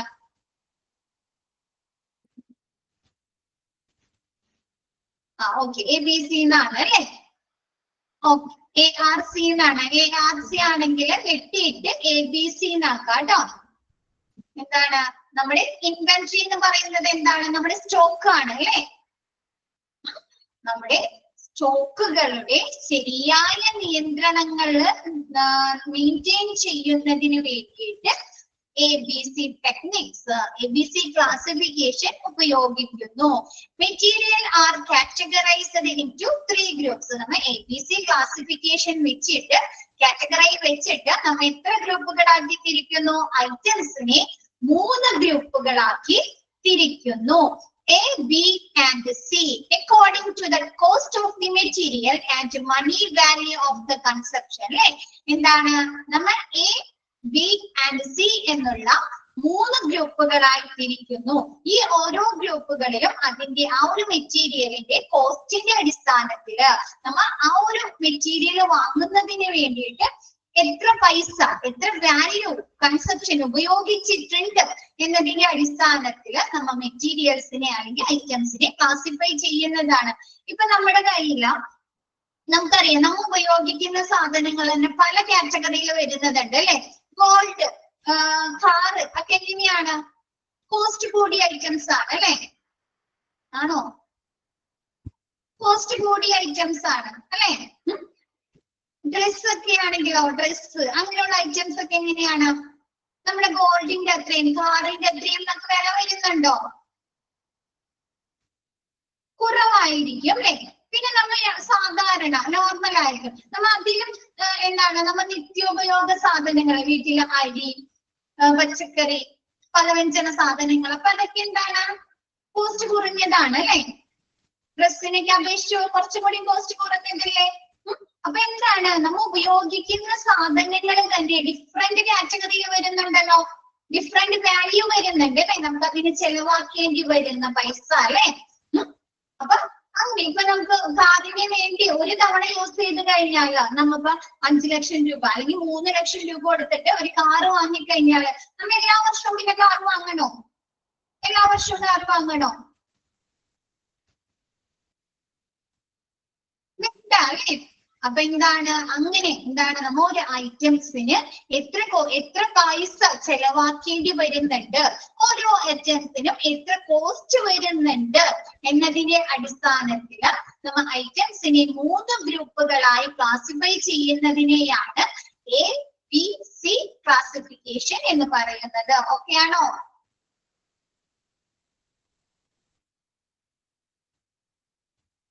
എല്ലാവർക്കും ഓക്കെ ആണോ? നമ്മുടെ കാര്യങ്ങളെന്നെ ഒന്ന് ചിന്തിച്ചു നോക്കാം കേട്ടോ. ഇപ്പൊ മിസ് പറഞ്ഞത് ചോദിക്കല്ലേ, ഇപ്പൊ നമ്മുടെ ഹോസ്പിറ്റലിൽ വരുന്ന ബിൽഡിങ്ങുകള്, അവിടെ വരുന്ന വെഹിക്കിൾസ്, അവിടെ ഉപയോഗിക്കുന്ന വലിയ വലിയ എക്യുപ്മെന്റ്സുകളൊക്കെ എങ്ങനെയാണ്? ഒരുപാട് കോസ്റ്റ് വരുന്നതാണ് അല്ലെ? അല്ലേ? ഹൈ കോസ്റ്റ് വരുന്നതാണ്. അപ്പൊ നമുക്ക് അതിനെങ്കിലും ഉൾപ്പെടുത്താം, A കാറ്റഗറിയിൽ ഉൾപ്പെടുത്താം അല്ലെ? A കാറ്റഗറിയിൽ ഉൾപ്പെടുത്താം. അതിലും കുറവ് കോസ്റ്റ് വരുന്ന ഐറ്റംസിന് നമുക്ക് എന്തെങ്കിലും ഉൾപ്പെടുത്താം, B കാറ്റഗറിയിൽ ഉൾപ്പെടുത്താം അല്ലെ? C കാറ്റഗറിയിൽ ഇപ്പൊ സിറിഞ്ച്, നീഡിൽസ്, കോട്ടൺസ് എന്നൊക്കെ പറയുമ്പോൾ ഒരുപാട് കോസ്റ്റ് വരുന്നതാണോ? കുറവ് 8 രൂപ ലോ കോസ്റ്റ് വരുന്നതാണ് അല്ലെ? അപ്പൊ നമുക്ക് അതിനെ എന്തെങ്കിലും ഉൾപ്പെടുത്താം, C കാറ്റഗറിയിൽ ഉൾപ്പെടുത്താം. ഓക്കെ ആണോ? ഓക്കെ ആണോ? നമുക്ക് ഓരോന്ന് നോക്കാം കേട്ടോ. അപ്പൊ ഫസ്റ്റ് ക്ലിയർ ആയി ABC അനാലിസിസ്.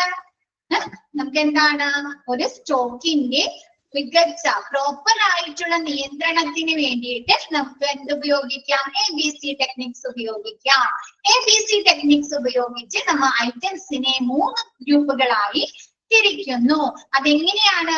ആ ഒരു മെറ്റീരിയൽസിന്റെ വിലയുടെ അടിസ്ഥാനത്തില് ആ മെറ്റീരിയൽസ് വാങ്ങുന്നതിന് വേണ്ടിയിട്ട് നമുക്ക് എത്ര പൈസ ചെലവാകുന്നുണ്ട് എന്നതിന്റെ അടിസ്ഥാനത്തില് നമ്മെ A, B, C എന്ന് ക്ലാസിഫൈ ചെയ്യുന്നു. ഓക്കെ ആണോ?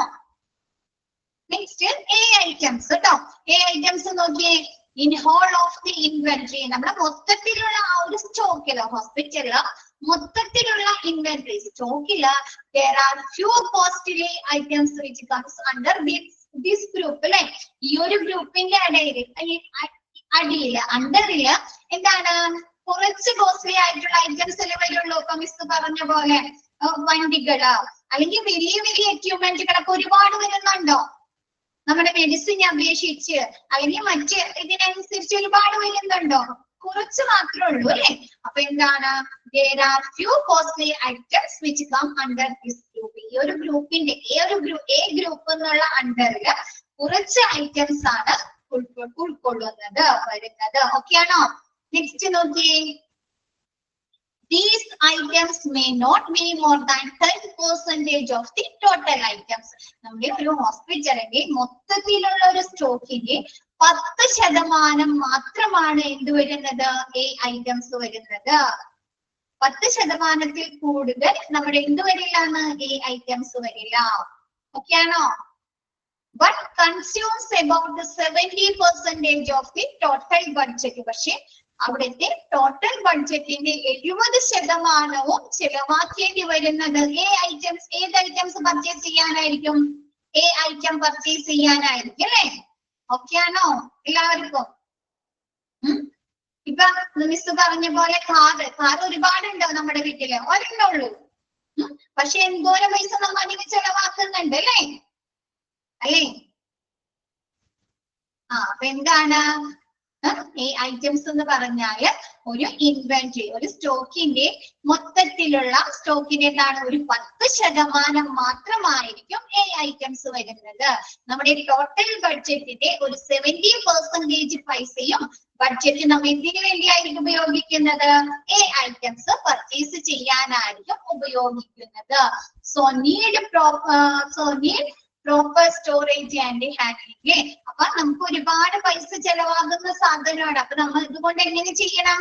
പ്രോപ്പർ ആയിട്ട് ശരിയായ രീതിയിൽ സ്റ്റോർ ചെയ്യുകയും ഹാൻഡിൽ ചെയ്യുകയും വേണം അല്ലെ? കൈകാര്യം ചെയ്യുകയും വേണം.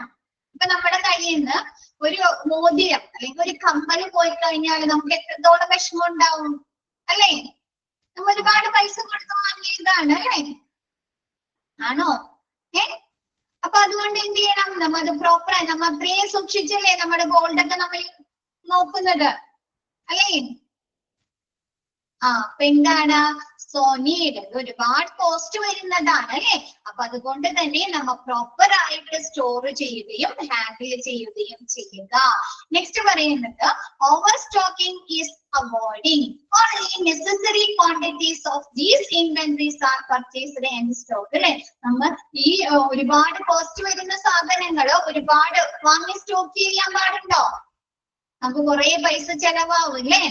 കുറെ പൈസ ചെലവാവും അല്ലെ? അപ്പൊ നമ്മൾ ഓൺലി നെസസറി ക്വാണ്ടിറ്റി, നമുക്ക് ആവശ്യമായിട്ടുള്ള അത്രയും അളവിൽ മാത്രം ഇത്തരം സാധനങ്ങൾ സ്റ്റോക്ക് ചെയ്യുക. ഓക്കെ ആണോ? പർച്ചേസ് ചെയ്ത് സ്റ്റോക്ക് ചെയ്യുക.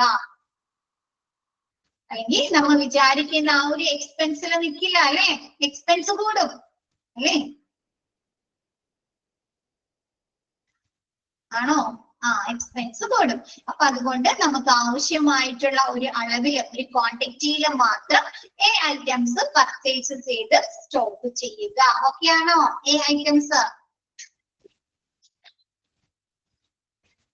നെക്സ്റ്റ് പറയുന്നത് ബി ഐറ്റംസ് കേട്ടോ.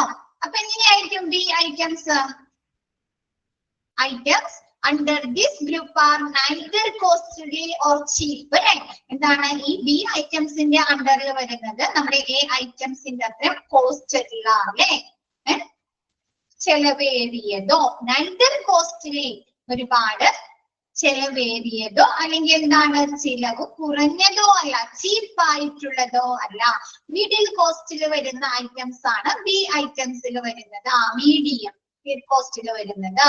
These items constitute 20% of the total quantity of the inventories. അല്ലെ? അപ്പൊ നമ്മൾ എ ഐറ്റംസ് എത്രയാ പറഞ്ഞേ? നമ്മുടെ മൊത്തത്തിലെ സ്റ്റോക്കിന്റെ 10% മാത്രമാണ് എ ഐറ്റംസ് അല്ലെ? അപ്പൊ ഇതെങ്ങനെയാണ്?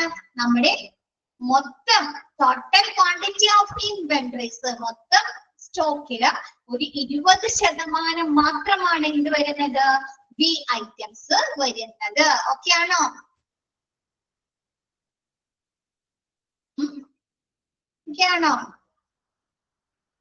നെക്സ്റ്റ് പറയുന്നത് 20% of the total expenditure of the inventories. നമ്മുടെ മൊത്തത്തിലുള്ള എക്സ്പെൻസില് ഒരു 20%, മറ്റോടത്ത് നമ്മൾ എത്ര പറഞ്ഞേ? 70% അല്ലേ? 70% ഐറ്റംസും എന്താണ് എക്സ്പെൻസും നമ്മൾ എന്തിനു വേണ്ടിയിട്ടാണ് വരുന്നത്? എ ഐറ്റംസ് പർച്ചേസ് ചെയ്യാനാണ് അല്ലെ? ഇവിടെ പറയുന്നത് നമ്മുടെ മൊത്തത്തിലുള്ള എക്സ്പെൻസിന്റെ 20% നമ്മൾ ഉപയോഗിക്കുന്നത് ഈ ഒരു ബി ഐറ്റംസ് പർച്ചേസ് ചെയ്യാനാണ്. ഓക്കെ ആണോ?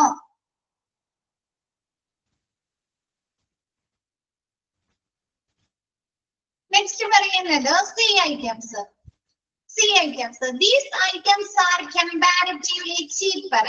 അപ്പൊ നമുക്കറിയാം എ ഐറ്റംസ് കോസ്റ്റ് കൂട്ടിയത്, ബി ഐറ്റംസ് നല്ല മീഡിയം പ്രൈസിൽ വരുന്നത് അല്ലെ. അപ്പൊ സി ഐറ്റംസ് എങ്ങനെയായിരിക്കും? ചീപ്പർ ആയിട്ടുള്ള അല്ലെ, കോസ്റ്റ് കുറഞ്ഞ ലോ കോസ്റ്റ് വരുന്ന ഐറ്റംസ് ആണ് അല്ലെ. And represent 70% of the total quantity of the inventory. നമ്മുടെ ഇൻവെന്ററിയിലെ 70% ക്വാണ്ടിറ്റി എന്താണ് വരുന്നത്? സി ഐറ്റംസ് ആയിരിക്കും അല്ലെ. മൊത്തം സ്റ്റോക്കിന്റെ 70% ഐറ്റംസും സി ഐറ്റംസ് ആയിരിക്കും. നെക്സ്റ്റ് പറയുന്നത് നമുക്ക് ടോട്ടൽ എക്സ്പെൻസിന്റെ ഒരു 10% മാത്രമാണ് സി ഐറ്റംസ് പർച്ചേസ് ചെയ്യാനായി നമുക്ക് ചിലവ് വരുന്നത്. ഓക്കെ ആണോ? ആ ഒരു പെർസെന്റേജ് കമ്പയർ ചെയ്ത് പഠിക്കാം കേട്ടോ. എ ഐറ്റംസ് എത്രയാണ്? ടോട്ടൽ സ്റ്റോക്കിന്റെ ഒരു 10% മാത്രമാണ് എ ഐറ്റംസ്. 20% ആണ് ബി ഐറ്റംസ് അല്ലെ. സി ഐറ്റംസ് എത്രയാണ്? 70%. അതേപോലെ നമുക്ക് എക്സ്പെൻസ് എങ്ങനെയാണ് വരുന്നത്? എ ഐറ്റംസിന് നമ്മുടെ ടോട്ടൽ എക്സ്പെൻസിന്റെ 70% ചെലവാകുന്നത് എ ഐറ്റംസ് പർച്ചേസ് ചെയ്യാനായിട്ട് അല്ലെ. 20% ആണ് നമുക്ക് ബി ഐറ്റംസ് പർച്ചേസ് ചെയ്യാൻ നമുക്ക് ചെലവ് വരുന്നത്. സി ഐറ്റംസ് പർച്ചേസ് ചെയ്യാൻ എത്രയാണ് വരുന്നത്? 10% എക്സ്പെൻസ് അല്ലെ. ഓക്കെ ആണോ? ഇപ്പൊ ABC ക്ലാസിഫിക്കേഷൻ ക്ലിയർ ആയോ? ABC ക്ലാസിഫിക്കേഷൻ ക്ലിയർ ആയോ? ഫസ്റ്റ് പറഞ്ഞത്. ഓക്കെ, നെക്സ്റ്റ് ഈ ഒരു ABC അനാലിസിസ് അല്ലെങ്കിൽ ABC ക്ലാസിഫിക്കേഷൻ കൊണ്ടുള്ള അഡ്വാൻറ്റേജ്, ഗുണങ്ങൾ എന്തൊക്കെയാണെന്നൊക്കെ?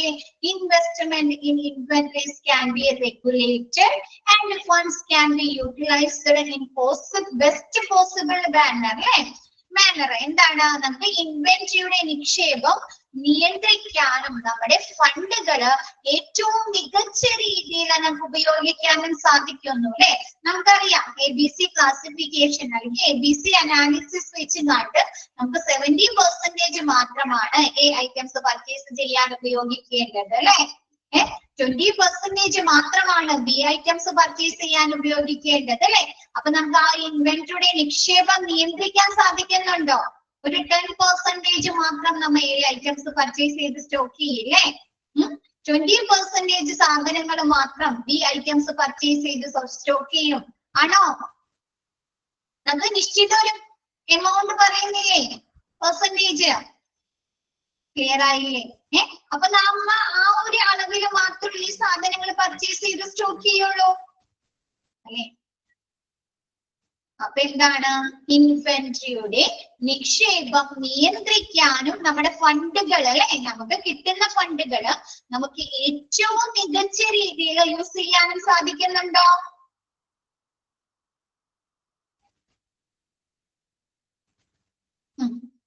അതൊക്കെയാണോ? ഫസ്റ്റ് ഓക്കെയാണോ? നെക്സ്റ്റ് പറയുന്നത് scientific and selective control helps in the maintenance of the high stock turn over. നമ്മൾ ഈ ഒരു ABC അനാലിസിസ് എന്നുള്ള ആ ഒരു ക്ലാസിഫിക്കേഷൻ ഒക്കെ ചെയ്യുന്നത് മൂലം നമുക്ക് എന്താണ്? നമുക്ക് ഹൈ സ്റ്റോക്ക് ടേൺ ഓവർ വരാണ്ട് നമുക്ക് കൺട്രോൾ ചെയ്ത് സൂക്ഷിക്കാം അല്ലെ. ഐറ്റംസ് കൺട്രോൾ ചെയ്യാലോ അല്ലെ. അതിനുള്ള ഒരു സയന്റിഫിക് ആൻഡ് സെലക്റ്റീവ് കൺട്രോൾ അല്ലേ ABC അനുസരിച്ച് നമുക്കറിയാം സി ഐറ്റംസ് ആകെ 10% മാത്രം നമുക്ക് പർച്ചേസ് ചെയ്യാൻ പാടുള്ളൂ അല്ലേ. 10% എക്സ്പെൻസ് മാത്രം നമ്മുടെ ടോട്ടൽ ബഡ്ജറ്റിന്റെ ഒരു 10% മാത്രം നമുക്ക് സി ഐറ്റംസ് പർച്ചേസ് ചെയ്യാൻ വേണ്ടി ഉപയോഗിക്കാൻ പാടുള്ളൂ. ബി ഐറ്റംസ് പർച്ചേസ് ചെയ്യാൻ 20% മാത്രം ഉപയോഗിക്കാൻ പാടുള്ളൂ അല്ലേ. നമുക്കറിയാം ആണോ?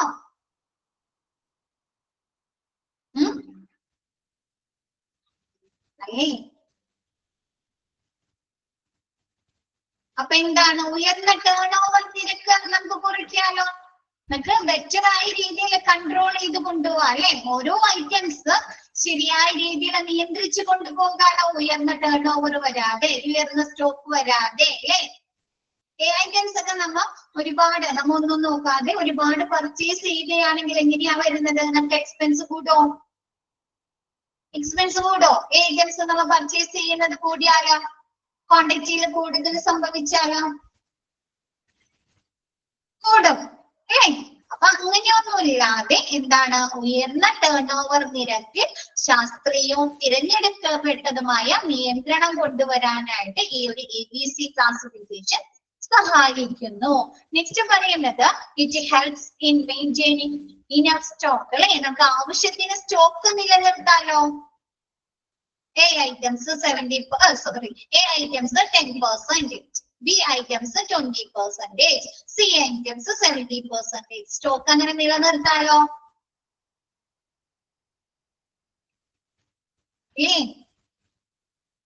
ആണോ? ക്ലിയർ ആയോ? എന്താണ് ഈ ഒരു ABC അനാലിസിസ് അല്ലെങ്കിൽ ABC ക്ലാസിഫിക്കേഷൻ വെച്ചിട്ട് നമുക്ക് ആവശ്യമായിട്ടുള്ള ഇനഫ് ആയിട്ടുള്ള സ്റ്റോക്ക് മെയിൻറ്റെയിൻ ചെയ്യാനായിട്ട്, നിലനിർത്താനായിട്ട് സഹായിക്കുന്നു. ഓക്കെ ആണോ? ഇത്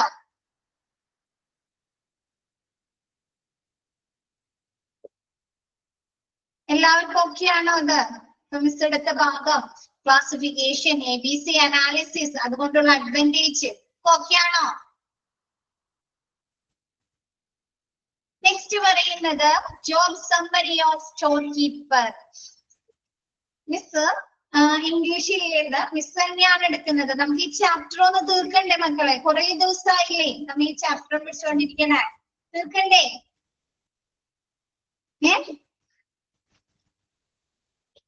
എന്താ ബാക്കിയുള്ളവരൊന്നും പറയാതെ? തീർക്കണ്ടേ?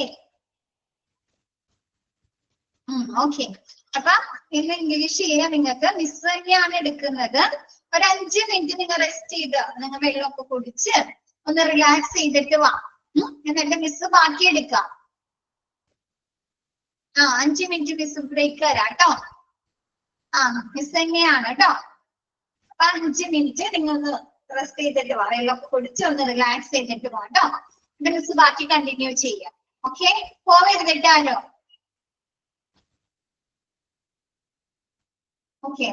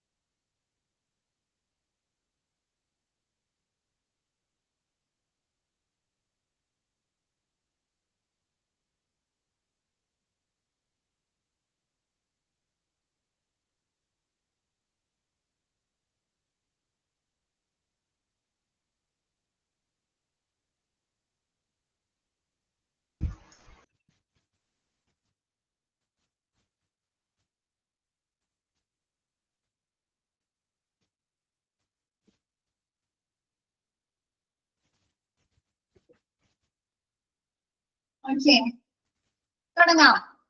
കുറെ പേര് പോയല്ലോ. ഇത് പറ്റി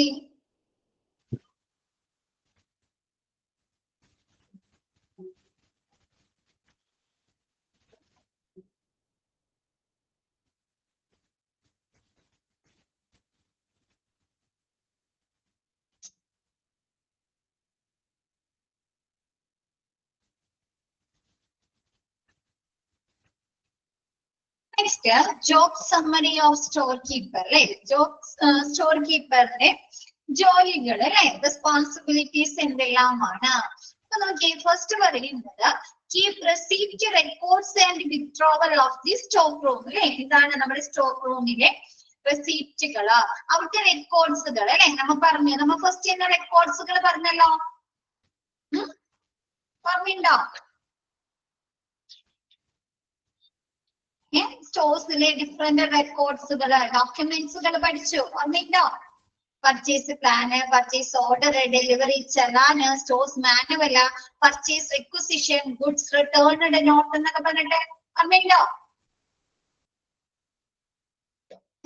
അങ്ങനെയുള്ള റെക്കോർഡ്സുകള്. പിന്നെ എന്താണ് നമുക്ക് ആവശ്യം, ഓരോ യൂസർ ഡിപ്പാർട്ട്മെന്റിനും ആവശ്യമായിട്ടുള്ള സാധനങ്ങൾ അവർ എന്ത് ചെയ്യും?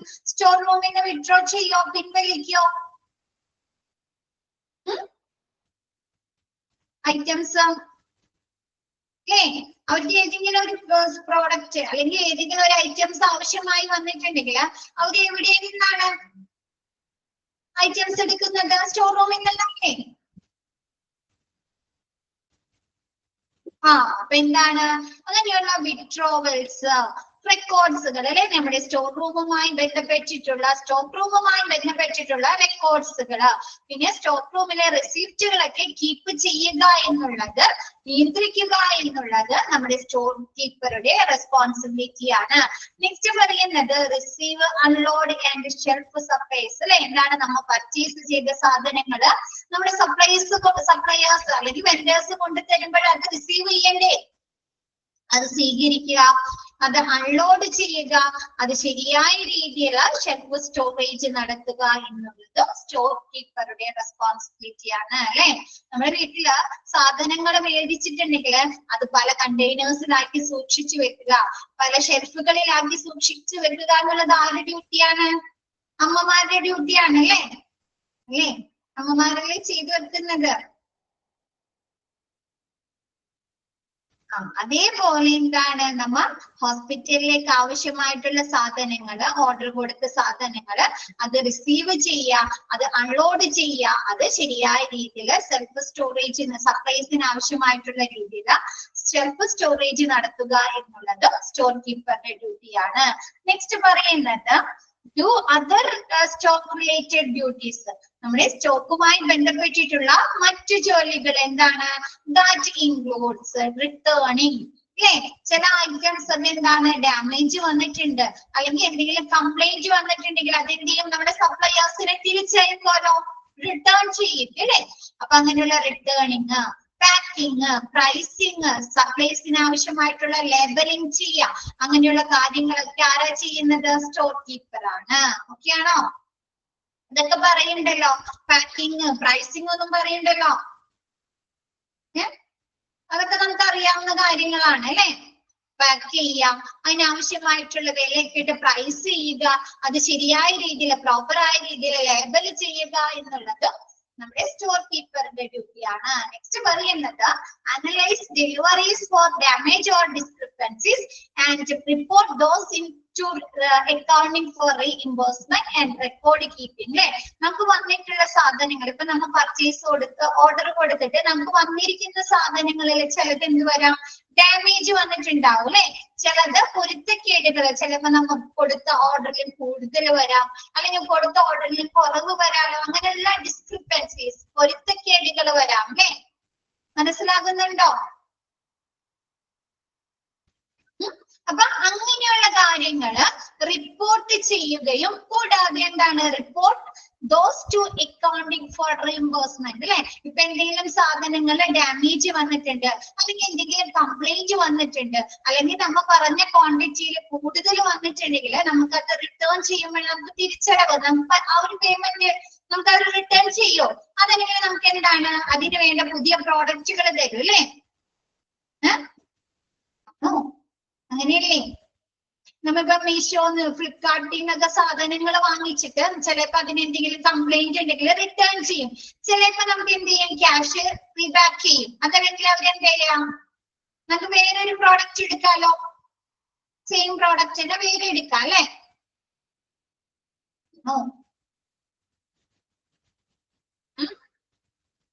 അപ്പൊ അങ്ങനെയുള്ള അങ്ങനെ എന്തെങ്കിലും ഡാമേജ് വന്നിട്ടുണ്ട്, മറ്റൊന്ന് എടുക്കാം അല്ലെ? അപ്പൊ അങ്ങനെ എന്തെങ്കിലും ഡാമേജ് വന്നിട്ടുണ്ട് അല്ലെങ്കിൽ എന്തെങ്കിലും പൊരുത്തക്കേടുകൾ വന്നിട്ടുണ്ടെങ്കിൽ അതെന്താണ് റിപ്പോർട്ട് ചെയ്യുകയും അതുമായി ബന്ധപ്പെട്ടിട്ടുള്ള എന്താണ് തിരിച്ചടവുകൾ വാങ്ങുകയും ചെയ്യുക.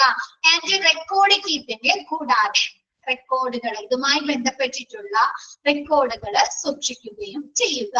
നെക്സ്റ്റ് പറയുന്നത് rotate stock and coordinate the disposal of surplus അല്ലെ? എന്താണ് സ്റ്റോക്ക് റൊട്ടേറ്റ് ചെയ്യുക? റൊട്ടേറ്റ് ചെയ്യാന്ന് പറഞ്ഞാൽ എന്താണ്? തരംതിരിക്കുക അല്ലെ? നമുക്കറിയാം നമുക്ക് പലതരത്തിലുള്ള പ്രോഡക്റ്റുകൾ, പലതരത്തിലുള്ള ഐറ്റംസ് നമ്മൾ പർച്ചേസ് ചെയ്യുന്നത്. അപ്പൊ നമ്മൾ അത് എന്ത് ചെയ്യണം, ഓരോന്നും ഓരോ രീതിയിൽ. നമ്മൾ ഫസ്റ്റ് സ്റ്റോറേജ് പഠിച്ചു അല്ലെ? ബിൻ സ്റ്റോറേജ് ഉണ്ട്, ഷെൽഫ് സ്റ്റോറേജ് ഉണ്ട്, ടെക്നോളജിക്കൽ സ്റ്റോറേജ് ഉണ്ട് അല്ലെ? ആണോ?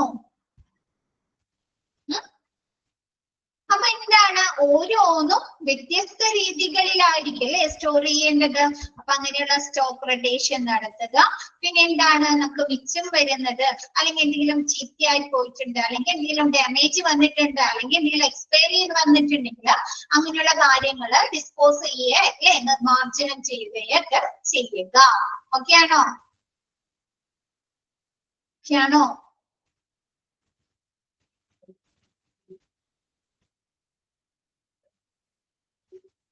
നെക്സ്റ്റ് വരുന്നത് ensure adequate record keeping and manage all documentation to confirm proper stock levels and keep inventory control.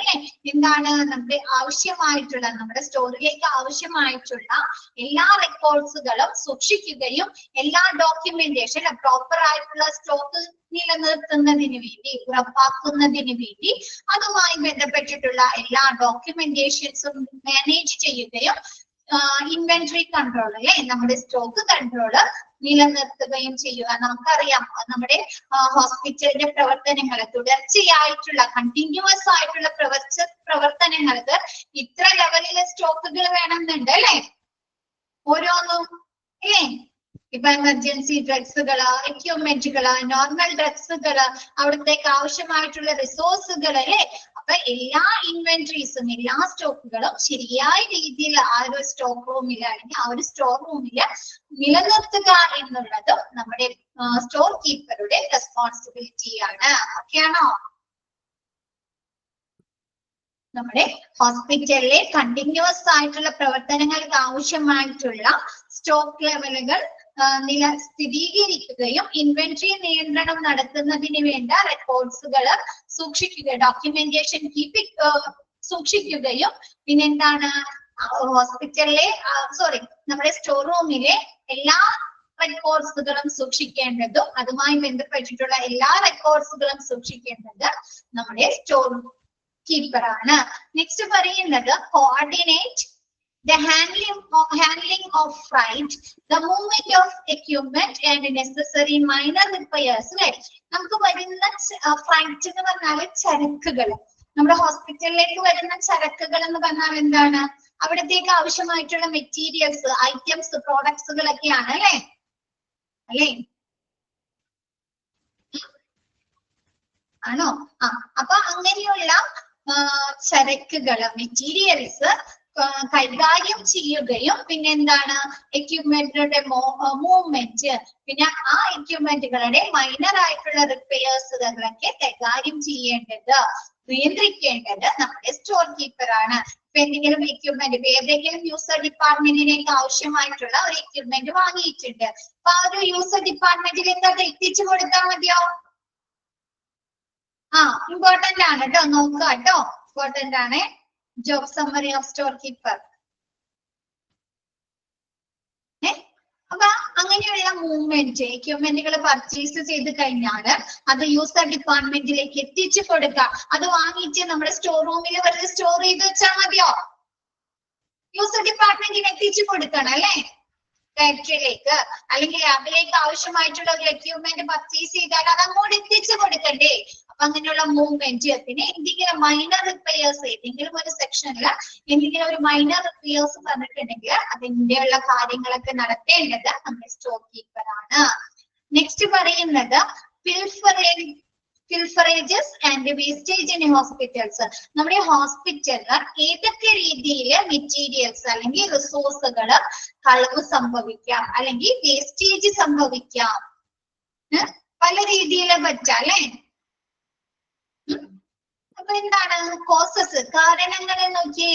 Emergency situation that involves death, life and death അല്ലേ, ജീവിതവും മരണവും ഉൾപ്പെടുന്ന ഒരു അടിയന്തര സാഹചര്യങ്ങൾ വരുമ്പോൾ, എന്തെങ്കിലും ഡിസാസ്റ്റർ വന്നു അല്ലെ, എന്തെങ്കിലും ഒരു ദുരന്തം വന്നു കഴിഞ്ഞാല് എന്താണ് നമ്മള് ഹോസ്പിറ്റലിലേക്ക് ഒരുപാട് പേഷ്യൻസിനെ കൊണ്ടുവരില്ലേ. എന്തെങ്കിലും ഭൂകമ്പം വന്നു അല്ലെങ്കിൽ പ്രളയം വന്നു അല്ലെങ്കിൽ എവിടെയെങ്കിലും വല്ല ബിൽഡിംഗ് ഇടിഞ്ഞു വീണു, എന്താണ് അറ്റ് എ ടൈം നമ്മുടെ ഹോസ്പിറ്റലിലേക്ക് ഒരുപാട് പേഷ്യൻസിനെ കൊണ്ടുവരാണ് അല്ലെ, ആണോ? നോർമൽ സിറ്റുവേഷനിൽ കൂടുതൽ പേഷ്യൻസിനെ കൊണ്ടുവരാണ്. അപ്പൊ നമുക്ക് നിയന്ത്രിക്കാൻ പറ്റുമോ?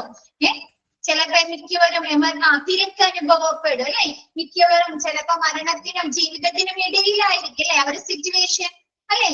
അപ്പൊ നമുക്കത് കൺട്രോൾ ചെയ്യാൻ പറ്റുമോ? ആ ഒരു പ്രവർത്തനങ്ങള് നമുക്ക് അവരെ ലൈഫ് സേവ് ചെയ്യുക എന്നുള്ളതായിരിക്കും അല്ലെ നമുക്ക് കൂടുതൽ ഇമ്പോർട്ടൻസ് കൊടുക്കുന്നത്.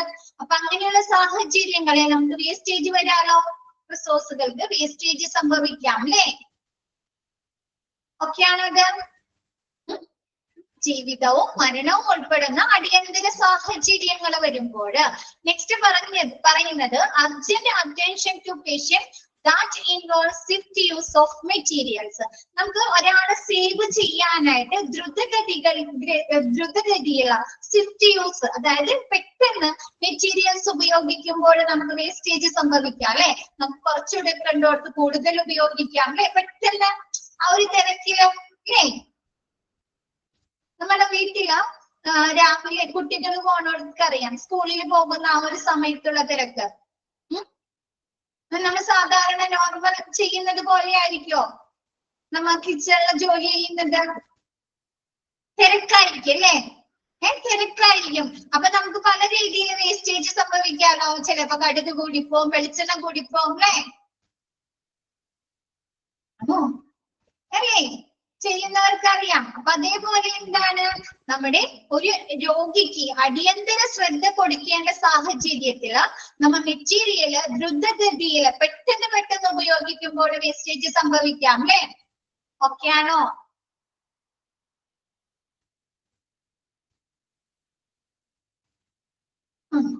നെക്സ്റ്റ് പറയുന്നത് എല്ലാവർക്കും ഓക്കെ ആണോ? നെക്സ്റ്റ് പറയുന്നത് exposure of stock continuously to lower level personnel, no standardized activities. അല്ലെ, എന്താണ് നമ്മുടെ ലോവർ ലെവൽ പേഴ്സണൽസ്, നമുക്ക് താഴെ തരത്തിലുള്ള പേഴ്സണൽസ് എന്താണ് നമ്മുടെ മെറ്റീരിയൽസ് ഒരു സ്റ്റാൻഡേർഡ് ആയിട്ടുള്ള ഒരു നിലവാരമില്ലാത്ത പ്രവർത്തനങ്ങളിലൂടെ കൂടുതലായിട്ട് ഉപയോഗിക്കുക. ഇപ്പൊ നമ്മുടെ പേഷ്യന്റ് കെയർ അസിസ്റ്റൻസ് അല്ലെങ്കിൽ വാർഡ് ക്ലർക്ക് അല്ലെങ്കിൽ വോളണ്ടിയേഴ്സ് പോലെയുള്ള ആളുകളിലെ, അപ്പൊ അവർക്ക് നമ്മുടെ സിസ്റ്റർമാരുടെ അത്രയും അവർക്ക് ഒരു കൺട്രോൾ ഉണ്ടാവോ സാധനങ്ങൾ ഉപയോഗിക്കുന്നതിന് വേണ്ടിയിട്ട്? ഉണ്ടാവോ? ഇല്ല. അപ്പൊ അവരെന്താണ് കൂടുതലായിട്ട് നമ്മുടെ മെറ്റീരിയൽസ് ഉപയോഗിക്കുമ്പോൾ വേസ്റ്റേജ് വരുന്നുണ്ട് അല്ലെ.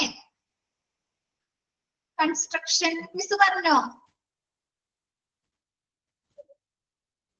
Exposure of stock continuously to lower level personnel, no standardized activity. Constructions പറഞ്ഞോ മിസ്?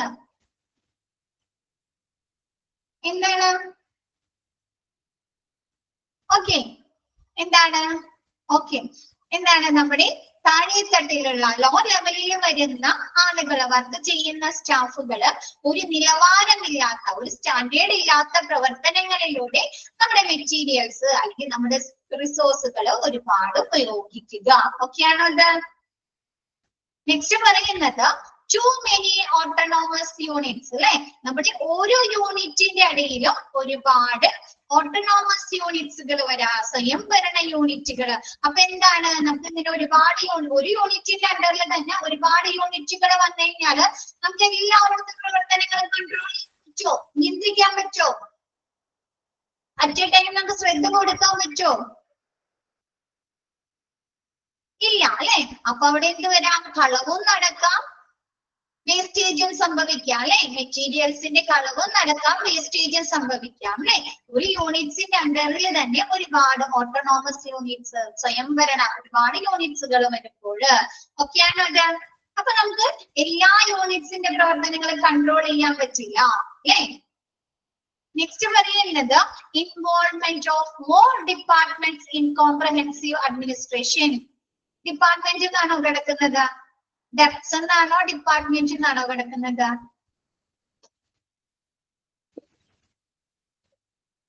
ഡെപ്സ് എന്നാണ്. ഡിപ്പാർട്ട്മെന്റ് ആക്കാട്ടോ, ഡിപ്പാർട്ട്മെന്റ് ആക്കാട്ടോ. അത് എന്താണ്? ഒരു കോംപ്രഹെൻസീവ് അഡ്മിനിസ്ട്രേഷൻ, ഒരു സ്വയംഭരണ ഒരു കോംപ്രഹെൻസീവ് ആയിട്ടുള്ള ഒരു സമഗ്ര ഭരണത്തിന്റെ കീഴിൽ ഒരുപാട് ഡിപ്പാർട്ട്മെന്റുകളുടെ ഇൻവോൾവ്മെന്റ് വരാം അല്ലെ. നമ്മുടെ മാനേജ്മെന്റിൽ ഒരുപാട് ഡിപ്പാർട്ട്മെന്റുകളുടെ ഒരു ഇൻവോൾവ്മെന്റ് വന്നു കഴിഞ്ഞാൽ അത് ശരിയായ രീതിയിൽ നിയന്ത്രിക്കാൻ പറ്റുമോ? പലരും പല രീതിയിലായിരിക്കും അഭിപ്രായം വരുന്നത്. അപ്പൊ അങ്ങനെ എന്താണ്, ഒരു സമഗ്ര ഭരണത്തിന്റെ കീഴിൽ ഒരുപാട് ഡിപ്പാർട്ട്മെന്റുകളുടെ സ്വാധീനം അല്ലെ, ഇൻവോൾവ്മെന്റ് വരാം, പങ്കാളിത്തം വരാം. നെക്സ്റ്റ് പറയുന്നത് ജോബ് സ്പെസിഫിക്കേഷൻസ് അല്ലെ. എന്താണ്? ജോലി സ്പെസിഫിക്കേഷൻ ചെയ്ത് കൊടുക്കാതിരിക്കുക അല്ലെ. ഇപ്പൊ നമുക്ക് ഓരോരുത്തർക്കും ഓരോ റെസ്പോൺസിബിലിറ്റീസ് ഒക്കെ കൊടുത്താലല്ലേ നമുക്ക് ശരിയായ രീതിയിൽ മാനേജ് ചെയ്യാൻ പറ്റുള്ളൂ. എനിക്കറിയാം എന്റെ ജോലി, ഞാൻ എന്തൊക്കെ കാര്യങ്ങൾ നിയന്ത്രിക്കണം അല്ലെ, എന്തൊക്കെ കൺട്രോൾ ചെയ്യണം എന്ന് എനിക്കറിയാം. എനിക്കൊരു ഉത്തരവാദിത്തം ഉണ്ടാകും. അല്ലെങ്കിൽ എന്താണ്, പലരും പല രീതിയിൽ ജോലി ചെയ്യും അല്ലെ. ഒരു ജോലി സ്പെസിഫിക്കേഷൻ ചെയ്ത് കൊടുത്തില്ലെങ്കിൽ തോന്നിയ പോലെ വർക്ക് ചെയ്യും. ആണോ അല്ലേ? അപ്പൊ അവിടെ എന്തെങ്കിലും കൺട്രോൾ ഉണ്ടാവോ മെറ്റീരിയൽസിന്റെ ഉപയോഗത്തില്? അല്ലെങ്കിൽ നമ്മളെ നിയന്ത്രിക്കാനായിട്ട് നമ്മുടെ മുകളില് ഒരാളുണ്ട്, സൂപ്പർവൈസ് ചെയ്യാൻ ഒരു ഹെഡ് ഉണ്ടെങ്കിൽ നമുക്ക് എന്തുണ്ടാവും, ചെയ്യുന്ന ജോലിയില് ഒരു നോട്ടം ഉണ്ടാവും അല്ലെ, ഒരു പേടി ഉണ്ടാവും. ആണോ? അധികം ഉപയോഗിക്കില്ല, ശ്രദ്ധയോടുകൂടി നമ്മുടെ വർക്കുകൾ ചെയ്യും, ആ ഒരു കൺട്രോൾ ഉണ്ടാവും അല്ലെ. ഇങ്ങനെ ഒരു ജോബ് സ്പെസിഫിക്കേഷൻ ഇല്ലാതിരിക്കുമ്പോൾ അവിടെ എന്ത് വരാം, പിൽഫറേജും നടക്കാം, റിസോഴ്സുകൾ പിൽഫറേജും നടക്കാം, വേസ്റ്റേജും നടക്കാം അല്ലെ. എന്നെ നോക്കാനെ ഓവർ യൂസ് ചെയ്യാം. ഓക്കെ ആണോ? വേസ്റ്റേജും സംഭവിക്കാം. നെക്സ്റ്റ് വരുന്നത് holding a large stock of material for each units അല്ലെ. ഓരോ യൂണിറ്റ്സിനും ആവശ്യത്തിലധികം സ്റ്റോക്ക് നൽകുക. അപ്പൊ എന്ത് വെച്ചിപ്പ നമുക്കറിയാം, നമ്മുടെ ഹോസ്പിറ്റലിൽ പല സ്ഥലത്ത് പല യൂണിറ്റ്സുകൾ ഉണ്ട് അല്ലെ. എമർജൻസി ഉണ്ട്, വാർഡ് ഉണ്ട്, ഇൻപേഷ്യന്റ് ഉണ്ട്, അനസ്തീഷ്യ ഡിപ്പാർട്ട്മെന്റ് ഉണ്ട്, ഓപ്പറേഷൻ തിയേറ്റേഴ്സ് ഉണ്ട് അല്ലെ. അപ്പൊ ഇങ്ങനെ ഓരോ യൂണിറ്റ്സിലേക്കും ഒരുപാട് സ്റ്റോക്കുകൾ കൊടുത്താൽ എന്താണ്, അവർ ആവശ്യമില്ലാതെ യൂസ് ചെയ്യില്ലേ, ആവശ്യത്തിലധികം യൂസ് ചെയ്യും. ആണോ? ആവശ്യത്തിലധികം യൂസ് ചെയ്ത് കഴിഞ്ഞാൽ അവിടെ എന്ത് പറ്റി, വേസ്റ്റേജ് സംഭവിച്ചു അല്ലെ, വേസ്റ്റേജ് സംഭവിച്ചു. അപ്പൊ എന്താണ്, എല്ലാ യൂണിറ്റ്സിലും ആവശ്യത്തിലധികം സ്റ്റോക്ക് നൽകുക. നെക്സ്റ്റ് പറയുന്നത് for too many visitors round the clock അല്ലെ. എന്താണ്, 24 മണിക്കൂറും വളരെയധികം സന്ദർശകർ വരിക. അപ്പൊ അവിടെ എന്താണ്, നമുക്ക് കൺട്രോൾ ചെയ്യാൻ പറ്റുമോ? കൺട്രോൾ ചെയ്യാൻ പറ്റും. ഒരുപാട് ആളുകളുടെ തിരക്ക് അനുഭവപ്പെടുമ്പോഴില്ല അല്ലെ. അപ്പൊ അവിടെ പിൽഫറേജ് നടക്കാലോ, പിൽഫറേജ് നടക്കാം അല്ലെ, കളവ് നടക്കാം. നെക്സ്റ്റ് പറയുന്നത് no proper check on staff when they leave duty. നമ്മുടെ സ്റ്റാഫുകൾ, ഹോസ്പിറ്റലിൽ വർക്ക് ചെയ്യുന്ന സ്റ്റാഫുകൾ ഡ്യൂട്ടി കഴിഞ്ഞ് പോകുന്ന സമയത്ത് ശരിയായ രീതിയിൽ അവരെ ചെക്ക് ചെയ്യാതിരിക്കുക, പരിശോധിക്കാതിരിക്കുക അല്ലെ. അപ്പൊ അവർക്ക് എന്ത് ചെയ്യാം, ഫസ്റ്റ് തന്നെ പറഞ്ഞ ഫാർമസി ഒക്കെ എടുത്തപ്പോ പഠിച്ചു അല്ലെ, നർക്കോട്ടിക് ഡ്രഗ്സുകളൊക്കെ എന്താണ് മിസ്യൂസ് ചെയ്യാം അല്ലെ, മിസ്യൂസ് ചെയ്യാം. പിൽഫറേജ് നടക്കാം അല്ലെ, എന്താണ് കോസ്റ്റ് കൂടിയ മരുന്നുകളൊക്കെ പിൽഫറേജ് നടക്കാം അല്ലെ. അപ്പൊ എന്താണ് ശരിയായ രീതിയിൽ നമ്മുടെ സ്റ്റാഫുകളെ ജോലി കഴിഞ്ഞു പോകുന്ന സമയത്ത് ചെക്ക് ചെയ്തില്ലെങ്കിൽ എന്താണ് പിൽഫറേജ് നടത്താലോ.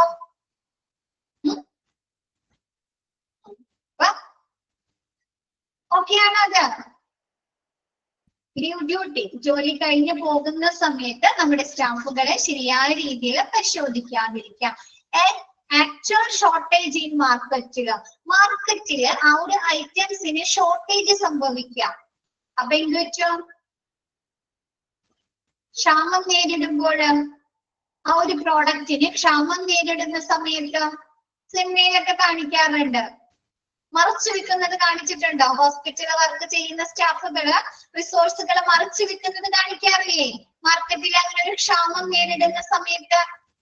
അപ്പൊ എന്താണ്? അപ്പൊ പിൽഫറേജ് നടക്കാം അല്ലെ. നെക്സ്റ്റ് പറയുന്നത് poor material management audit system അല്ലെ.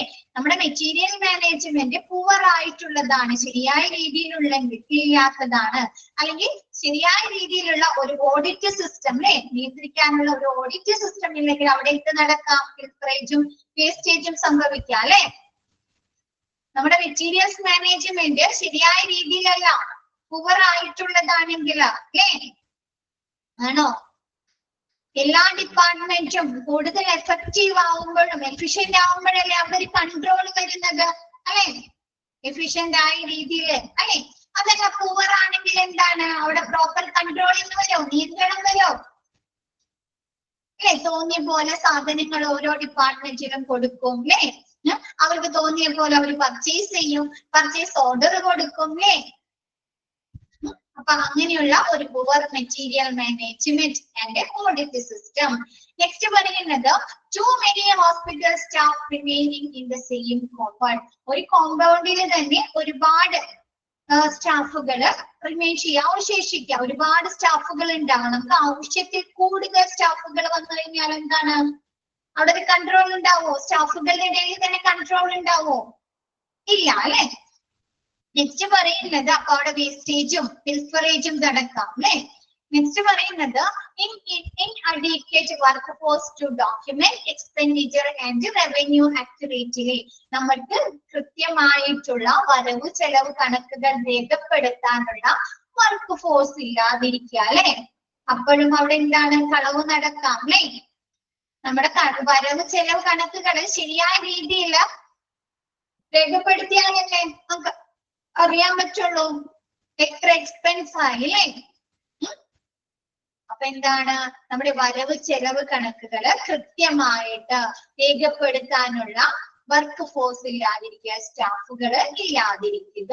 ഓക്കെ ആണോ? ഓക്കെ ആണോ? നെക്സ്റ്റ് പറയുന്നത് items involved in പിൽഫറേജ്.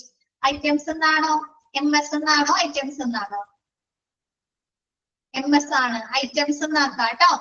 Items involved in പിൽഫറേജ്. എന്തൊക്കെ ഐറ്റംസ് നമുക്ക് ഹോസ്പിറ്റലിൽ നിന്ന് കളവ് പോവാം? ഡ്രഗ്സ് പോവാം അല്ലെ, മരുന്നുകൾ പോകാം, ഫുഡ് മെറ്റീരിയൽസ് പോവാലോ, ബാറ്ററി അല്ലെങ്കിൽ ക്യാൻറ്റീനിൽ നിന്ന് ഫുഡ് മെറ്റീരിയൽസ് കളവ് പോവാം അല്ലെ, ലിനൻസ് പോവാം അല്ലെ, ബെഡ്ഷീറ്റുകൾ, പില്ലോ കവേഴ്സ് അതൊക്കെ പോവാം അല്ലെ. പിന്നെന്താണ്? മെറ്റീരിയൽ വെയർ സച്ച് ആസ് അറ്റൻസിൽസ് അല്ലെ. എന്താണ്? നമുക്ക് പാത്രങ്ങൾ പോലെയുള്ള സാധനങ്ങൾ നമുക്ക് കളവ് പോവാം. പിന്നെന്താണ്? ഇൻസ്ട്രുമെന്റ്സുകൾ, ചെറിയ ചെറിയ ഇൻസ്ട്രുമെന്റ്സുകൾ കളവ് പോവാലോ. BP നോക്കുന്ന ചെറിയ ഇൻസ്ട്രുമെന്റ് അല്ലെ, അല്ലെങ്കിൽ നമ്മുടെ ടെമ്പറേച്ചർ നോക്കുന്ന ചെറിയ എക്യുപ്മെന്റുകളൊക്കെ കളവ് പോവാലോ. എന്താണ് ഒന്നും പറയാത്തെ? ഓക്കെ. എന്തൊക്കെയാണ് ഐറ്റംസ് പിൽഫറേജ് നടക്കാൻ സാധ്യതയുള്ള ഐറ്റംസ്? ഡ്രഗ്സ്, മരുന്നുകൾ പോവാം, ഫുഡ് മെറ്റീരിയൽസ് പോവാം, ലിനൻസ് പോവാം, പാത്രങ്ങൾ അല്ലെ, ഗ്ലാസ് കൊണ്ടുള്ള അട്ടൻസിൽസ് പോലെയുള്ള മെറ്റീരിയൽസ് പോവാം, ഇൻസ്ട്രുമെന്റ്സുകൾ പോവാം. നെക്സ്റ്റ് പറയുന്നത് സെലക്ഷൻ ഓഫ് പിൽഫറേജ് എന്നാണ്. സെലക്ഷൻ അല്ല, ഡിറ്റക്ഷൻ ഓഫ് പിൽഫറേജ്. നമുക്ക് പിൽഫറേജ് നടന്നിട്ടുണ്ട്, കളവ് സംഭവിച്ചിട്ടുണ്ട്, എങ്ങനെയൊക്കെ കണ്ടെത്താൻ പറ്റും? ഡിറ്റക്ഷൻ എന്നാണ് കേട്ടോ. കറക്റ്റ് ചെയ്തോ മക്കളെ? ശരിയാണ്, കറക്റ്റ് ആണ്. ഓക്കെ, അപ്പൊ ഫസ്റ്റ് പറയുന്നത് any abrupt rice in routine needs or demand അല്ലെ. നമ്മുടെ സാധാരണ ആവശ്യങ്ങളിലോ ഡിമാൻഡുകളിലോ പെട്ടെന്നുള്ള വർധനവ്. ഇപ്പൊ നമുക്കറിയാം, ഇപ്പൊ ഒരു ഹോസ്പിറ്റലിൽ തുടർച്ചയായി പ്രവർത്തനങ്ങൾ നടന്നു പോകുമ്പോൾ അവർക്കറിയാം അല്ലെ, ഇത്ര മെറ്റീരിയൽസ്, ഇത്ര റിസോഴ്സുകൾ അവർക്ക് ആ ഒരു ദിവസം ആവശ്യമായി വരുന്നതിന് ഏകദേശ കണക്കുണ്ടാവുമല്ലോ അല്ലേ? നമുക്കാണെങ്കിലും വീട്ടിൽ നമ്മൾ ജോലി ചെയ്യുമ്പോൾ നമുക്കറിയാലോ, എനിക്ക് ഈ ദിവസം ഇനി ഇത്ര സാധനം വേണ്ടി വരും എന്നറിയാലോ, ഒരു കണക്കുണ്ടാവും അല്ലെ? ഡെയിലി അവിടെ ജോലി ചെയ്യുന്നവർക്ക് ഇല്ലേ, ഡെയിലി അവിടെ ജോലി ചെയ്യുന്നവർക്ക് ഒരു ഏകദേശ ധാരണ ഉണ്ടാവുമല്ലോ. ഉണ്ടാവോ? ഇത്ര മരുന്നുകൾ വേണം, ഇത്ര റിസോഴ്സുകൾ വേണം അല്ലെ? അപ്പൊ അതിലെ പെട്ടെന്നൊരു വർധനവ് അനുഭവപ്പെടാം. നമുക്ക് സാധാരണ ആവശ്യങ്ങളിലോ അല്ലെങ്കിൽ ഡിമാൻഡുകളിലോ പെട്ടെന്ന് ഒരു വർധനവോ അനുഭവപ്പെട്ട് കഴിഞ്ഞാൽ എന്താണ്, ചിലപ്പോ അവിടെ കളവ് നടന്നിട്ടുണ്ടെന്ന് അവർക്ക് മനസ്സിലാക്കാം. നെക്സ്റ്റ് പറയുന്നത് any unreasonable expenditure of any section when compared to previous periods അല്ലെ. നമ്മുടെ മുൻകാലങ്ങളിലുമായിട്ട് പ്രീവിയസ് പീരീഡ്സുമായിട്ട് താരതമ്യം ചെയ്യുമ്പോൾ ഏതെങ്കിലും വിഭാഗത്തില് ഏതെങ്കിലും ഒരു സെക്ഷനില് കാരണമില്ലാത്ത ചിലവ് അനുഭവപ്പെടുന്നതായി തോന്നാം. നമ്മൾ ഈ ഓഡിറ്റിംഗ് ഒക്കെ നടക്കുമല്ലോ, ഇയർലി അല്ലെങ്കിൽ എന്താണ് ഇന്റേണൽ ഓഡിറ്റ് കണ്ടിന്യൂസ് ആയിട്ടൊക്കെ നടത്തുന്നതാണ് അല്ലെ. അപ്പൊ അവരങ്ങനെ ഓഡിറ്റിംഗ് നടത്തുന്ന സമയത്ത് ഏതെങ്കിലും ഒരു ഡിപ്പാർട്ട്മെന്റില് മുൻകാലങ്ങളെ അപേക്ഷിച്ച് ഒരുപാട് ചെലവ് വരുന്നതായിട്ട് തോന്നുകയാണെങ്കിൽ എന്ത് മനസ്സിലാക്കാം? അവിടെ പ്രിഫറേജ് നടക്കുന്നുണ്ട് അല്ലെ, അവിടെ ഏതെങ്കിലും ഒരു രീതിയില് കളവ് സംഭവിക്കുന്നുണ്ട്.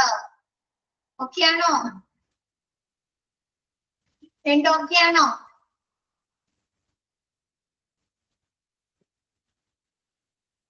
ഓക്കെയാണോ?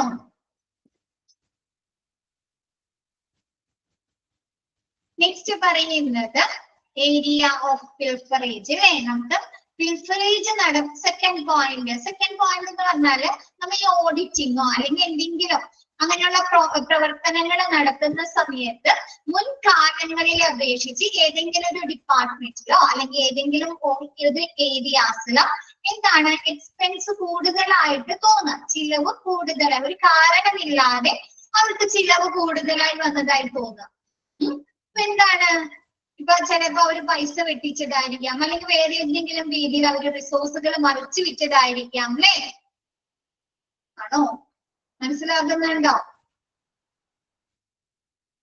ഇപ്പൊ ചിലപ്പോ ഒരു കുറച്ചൊക്കെ വേരിയേഷൻ ഒന്നാമത്തെ പറയാം, ചിലപ്പോ ഒരു ചെറിയ വേരിയേഷൻസ് ഒക്കെ വരാം അല്ലെ. മുൻകാലങ്ങളിലെ അപേക്ഷിച്ച് ഒരു ചെറിയ വേരിയേഷൻസ് വരാം. ഒരുപാട് കാരണമില്ലാതെ വലിയൊരു എക്സ്പെൻസ് ചിലവ് വരുന്നത് വന്നാലോ, നമ്മൾ ഈ സിനിമയിലൊക്കെ കാണാറില്ലേ, ഓഡിറ്റിംഗ് ഒക്കെ നടത്തുന്ന സമയത്ത് കള്ളത്തരങ്ങൾ കണ്ടുപിടിക്കുന്നത് കാണാറില്ലേ?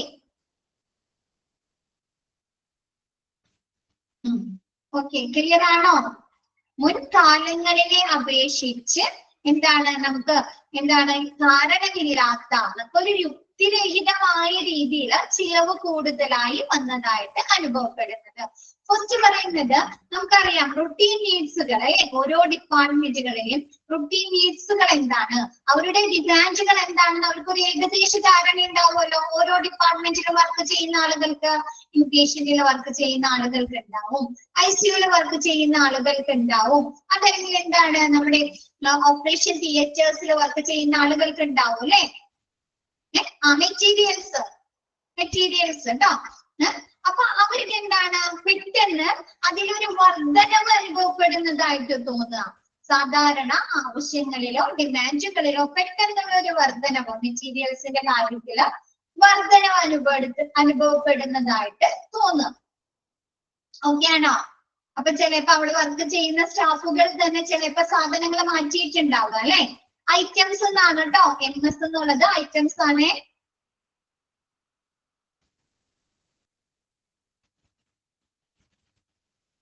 ഓക്കെ ആയോ? ഫസ്റ്റും സെക്കൻഡും ഓക്കെ ആയോ?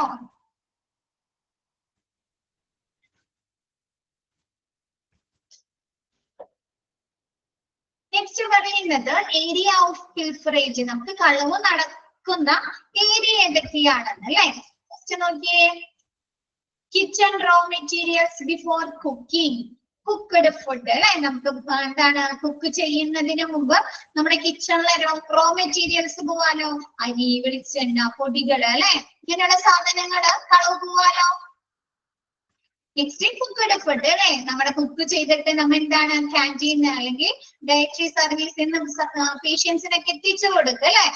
അപ്പൊ ആ സമയത്ത് കുക്ക് ചെയ്ത ഫുഡ് പോവാലോ, മോഷണം പോവാലോ. ചിലപ്പോ പേഷ്യൻസ് അവിടെ ബൈസ്റ്റാൻഡേഴ്സ് എടുക്കാം, അല്ലെങ്കിൽ കൊണ്ടുപോകുന്ന സ്റ്റാഫുകൾ മാറ്റാം അല്ലെ. പല രീതിയിൽ പിൽഫറേജ് നടക്കാം അല്ലെ. ആണോ? Food materials lost when transport from kitchen to ward അല്ലെ.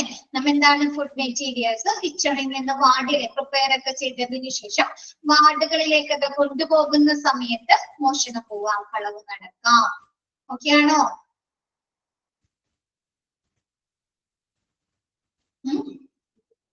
നെക്സ്റ്റ് പറയുന്നത് ഡ്രഗ് സ്റ്റോഴ്സ് അല്ലെ. ഡ്രഗ് സ്റ്റോഴ്സിൽ നോക്കിയേ, കാഷ്വാലിറ്റി, എമർജൻസി സർവീസസ് അല്ലെ. നമുക്ക് കാഷ്വാലിറ്റിന്നും എമർജൻസി സർവീസുകളിൽ നിന്നൊക്കെ നമുക്ക് ഡ്രഗ്സുകൾ മോഷണം പോവാലോ. നമ്മൾ ഫസ്റ്റ് തന്നെ പറഞ്ഞു അല്ലെ, എമർജൻസി ഡിപ്പാർട്ട്മെന്റിൽ നിന്ന് നമ്മുടെ മരണത്തിനും ജീവിതത്തിനും ഇടയ്ക്കുള്ള ആ ഒരു ക്രിട്ടിക്കൽ സിറ്റുവേഷനിൽ അല്ലെ പിൽഫറേജ് അല്ലെങ്കിൽ എന്താണ് വേസ്റ്റേജ് സംഭവിക്കാം അല്ലെ. വേസ്റ്റേജ് സംഭവിക്കാം ഡ്രഗ്സുകള്.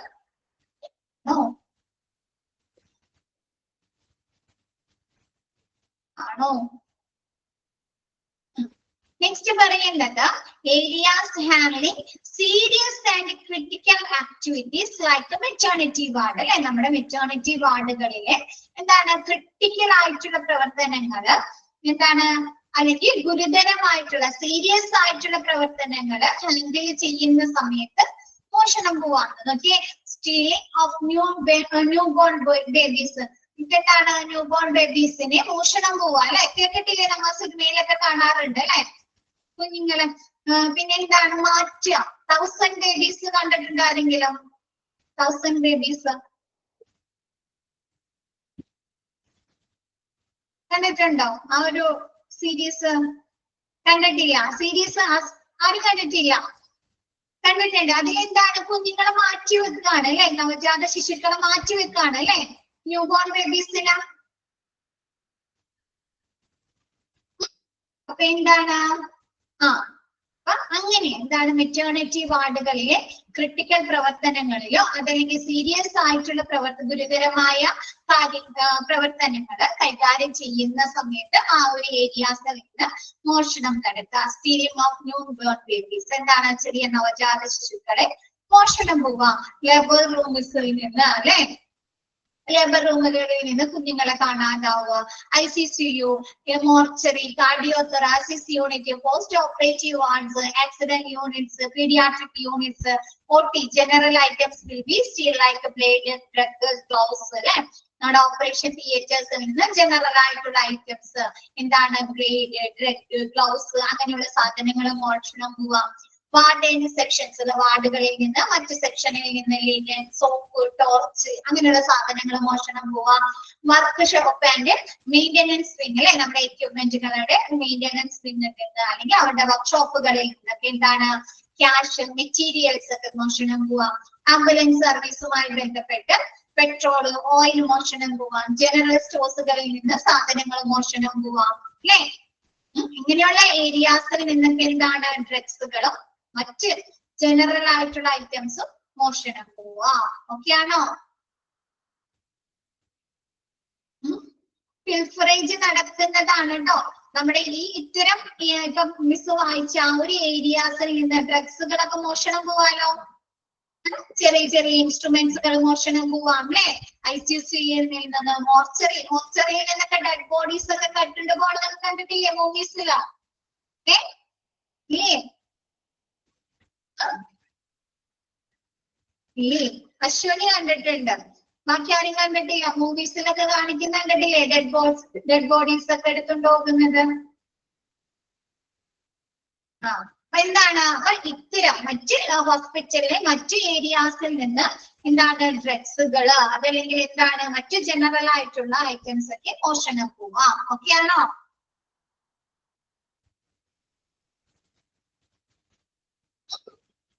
നെക്സ്റ്റ് പറയുന്നത് റിമഡിയൽ മെഷർ. അപ്പൊ ഇങ്ങനെ വേസ്റ്റേജ് കുറയ്ക്കാനായിട്ട് അല്ലെങ്കിൽ പിൽഫറേജ് തടയുന്നതിന് വേണ്ടിയിട്ടുള്ള റെമഡിയൽ മെഷേഴ്സ് എന്തൊക്കെയാണ്?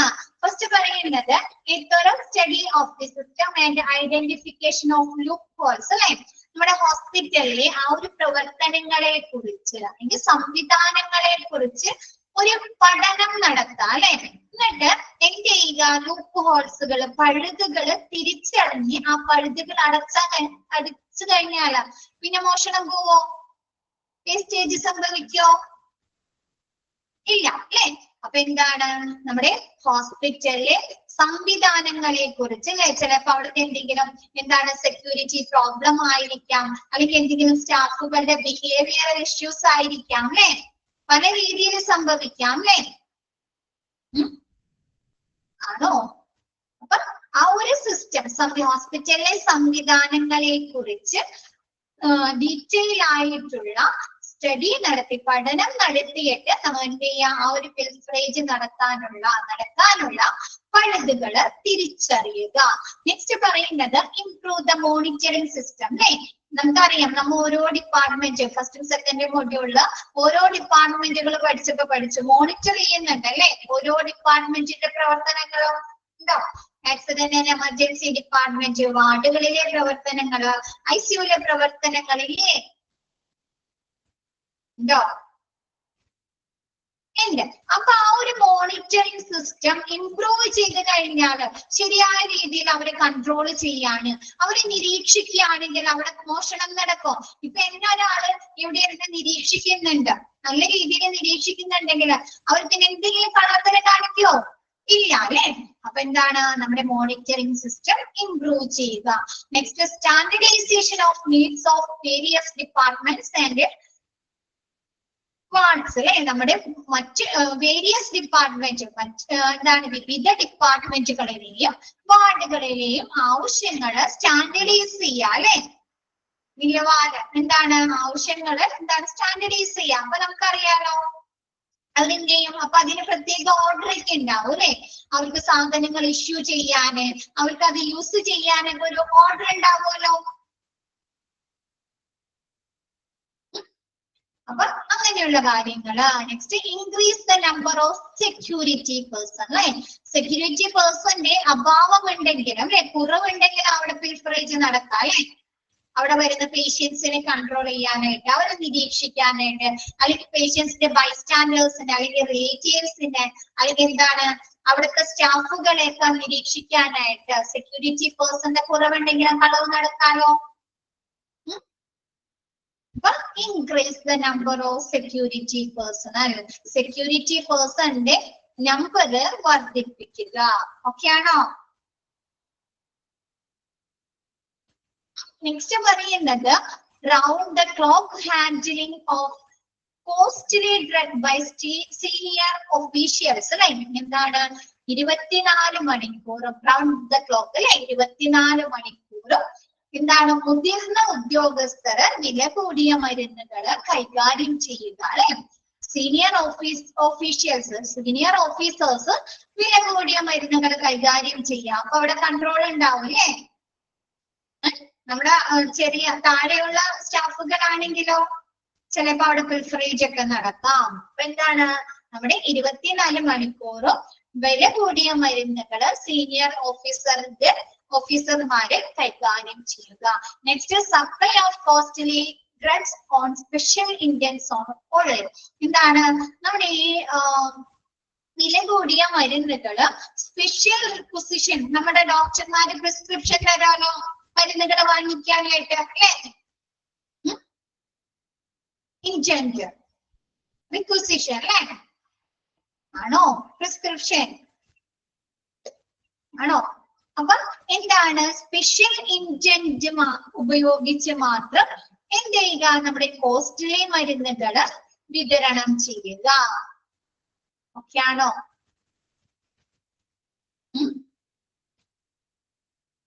ഓക്കെ ആണോ? എല്ലാം നമുക്ക് സാധാരണ നോർമൽ ഡോക്ടേഴ്സ് ഒന്നുകൂടെ പറയാം, നമ്മുടെ നോർമൽ ഡോക്ടേഴ്സ് എഴുതി തരുന്ന പ്രിസ്ക്രിപ്ഷൻ അല്ലാതെ എന്താണ് സ്പെഷ്യൽ ആയിട്ടുള്ള ഇൻറ്റന്റ് ഉപയോഗിച്ച് മാത്രം നമ്മുടെ വില കൂടിയ മരുന്നുകള് എന്താണ് വിതരണം ചെയ്യുക, ഡിസ്ട്രിബ്യൂട്ട് ചെയ്യുക. അതല്ലെങ്കിൽ എന്താണ് ചിലപ്പോ നമ്മുടെ ഡോക്ടറുടെ സീലൊക്കെ വെച്ച് സ്റ്റാഫുകൾക്ക് തന്നെ എഴുതി കൊണ്ടുവന്ന് മേടിച്ചുകൊണ്ട് പോകാം അല്ലെ മരുന്നുകള്, വാർഡുകളിൽ നിന്നൊക്കെ, ഫാർമസിയിൽ നിന്നൊക്കെ ആണോ? ഇപ്പൊ ഡോക്ടർ റൂമിൽ നിൽക്കുന്ന സ്റ്റാഫുകൾക്കൊക്കെ എന്താണ് ഡോക്ടറുടെ പ്രിസ്ക്രിപ്ഷൻ ചീട്ട് വെച്ച് കാണിട്ട് വന്ന് മേടിച്ചിട്ട് പോവാലോ. സ്പെഷ്യൽ ഇന്റന്റ് ആകുമ്പോൾ എല്ലാവർക്കും അങ്ങനെ ഇതാക്കാൻ പറ്റുമോ? സ്പെഷ്യൽ സീല് വെച്ചിട്ടോ അല്ലെങ്കിൽ സ്പെഷ്യൽ ആയിട്ടുള്ള ഒരു ഡോക്ടറുടെ നിർദ്ദേശപ്രകാരം മാത്രം എന്ത് ചെയ്യുക, നമ്മുടെ വില കൂടിയ മരുന്നുകൾ വിതരണം ചെയ്യുക. ഓക്കെ ആണോ? നെക്സ്റ്റ് പറയുന്നത് surprise verification and routine audit അല്ലെ. എന്താണ് സർപ്രൈസ് ആയിട്ട് വെരിഫിക്കാൻ നമ്മുടെ സ്റ്റോക്കുകള് ഓരോ ഡിപ്പാർട്ട്മെന്റിലെയും നമ്മുടെ സ്റ്റോക്ക് റൂമിലേക്ക് സ്റ്റോക്കുകൾ വെരിഫൈ ചെയ്യുക, പരിശോധിക്കുക, പിന്നെ റുട്ടീൻ ആയിട്ടുള്ള ഓഡിറ്റിംഗ് പ്രവർത്തനങ്ങൾ നടത്തുക അല്ലെ. അപ്പൊ അവിടെ മോഷണം നടക്കോ? നമുക്ക് പറയാൻ പറ്റില്ല അല്ലെ. അതല്ലെങ്കിൽ നമ്മളോട് പറയാണ് ഇന്ന ദിവസം അടുത്ത ആഴ്ച ഇന്ന ദിവസം വന്ന് നമ്മൾ ഓഡിറ്റിംഗ് നടത്തുന്നുണ്ട് അല്ലെങ്കിൽ വെരിഫിക്കേഷൻ നടത്തുന്നുണ്ടെന്ന് പറഞ്ഞാലോ നമ്മ എല്ലാ കള്ളത്തരങ്ങളൊക്കെ മാറ്റി പ്രോപ്പർ ആയ രീതിയിൽ ഡോക്യുമെന്റ് ഒക്കെ സെറ്റ് ചെയ്യല്ലേ, റെക്കോർഡ്സുകളൊക്കെ. പക്ഷേ സർപ്രൈസ് വെരിഫിക്കേഷൻ ഒക്കെ വരുമ്പോൾ നമുക്ക് എന്തെങ്കിലും ചെയ്യാൻ പറ്റുമോ?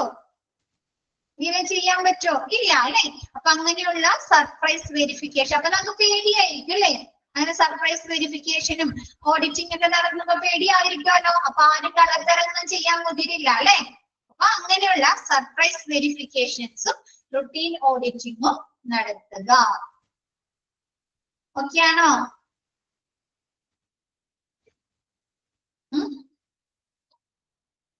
അപ്പൊ നമ്മുടെ മെറ്റീരിയൽസ് മാനേജ്മെന്റ് എന്നുള്ള ഒരു ചാപ്റ്റർ തീർന്നു. ഓക്കെ, ചാപ്റ്റർ കഴിഞ്ഞു. ഫിൽട്രേജ് ഓക്കെ പറയാം കേട്ടോ, മിസ് പറയാം. Exposure of stock continuously to lower level personnel, low standardized activity.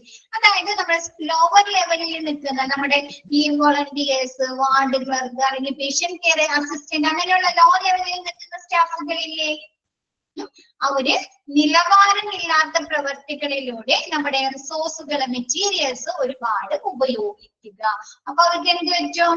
അപ്പൊ അവിടെ എന്ത് പറ്റും? വേസ്റ്റേജ് സംഭവിക്കോ? നമ്മുടെ സീനിയർ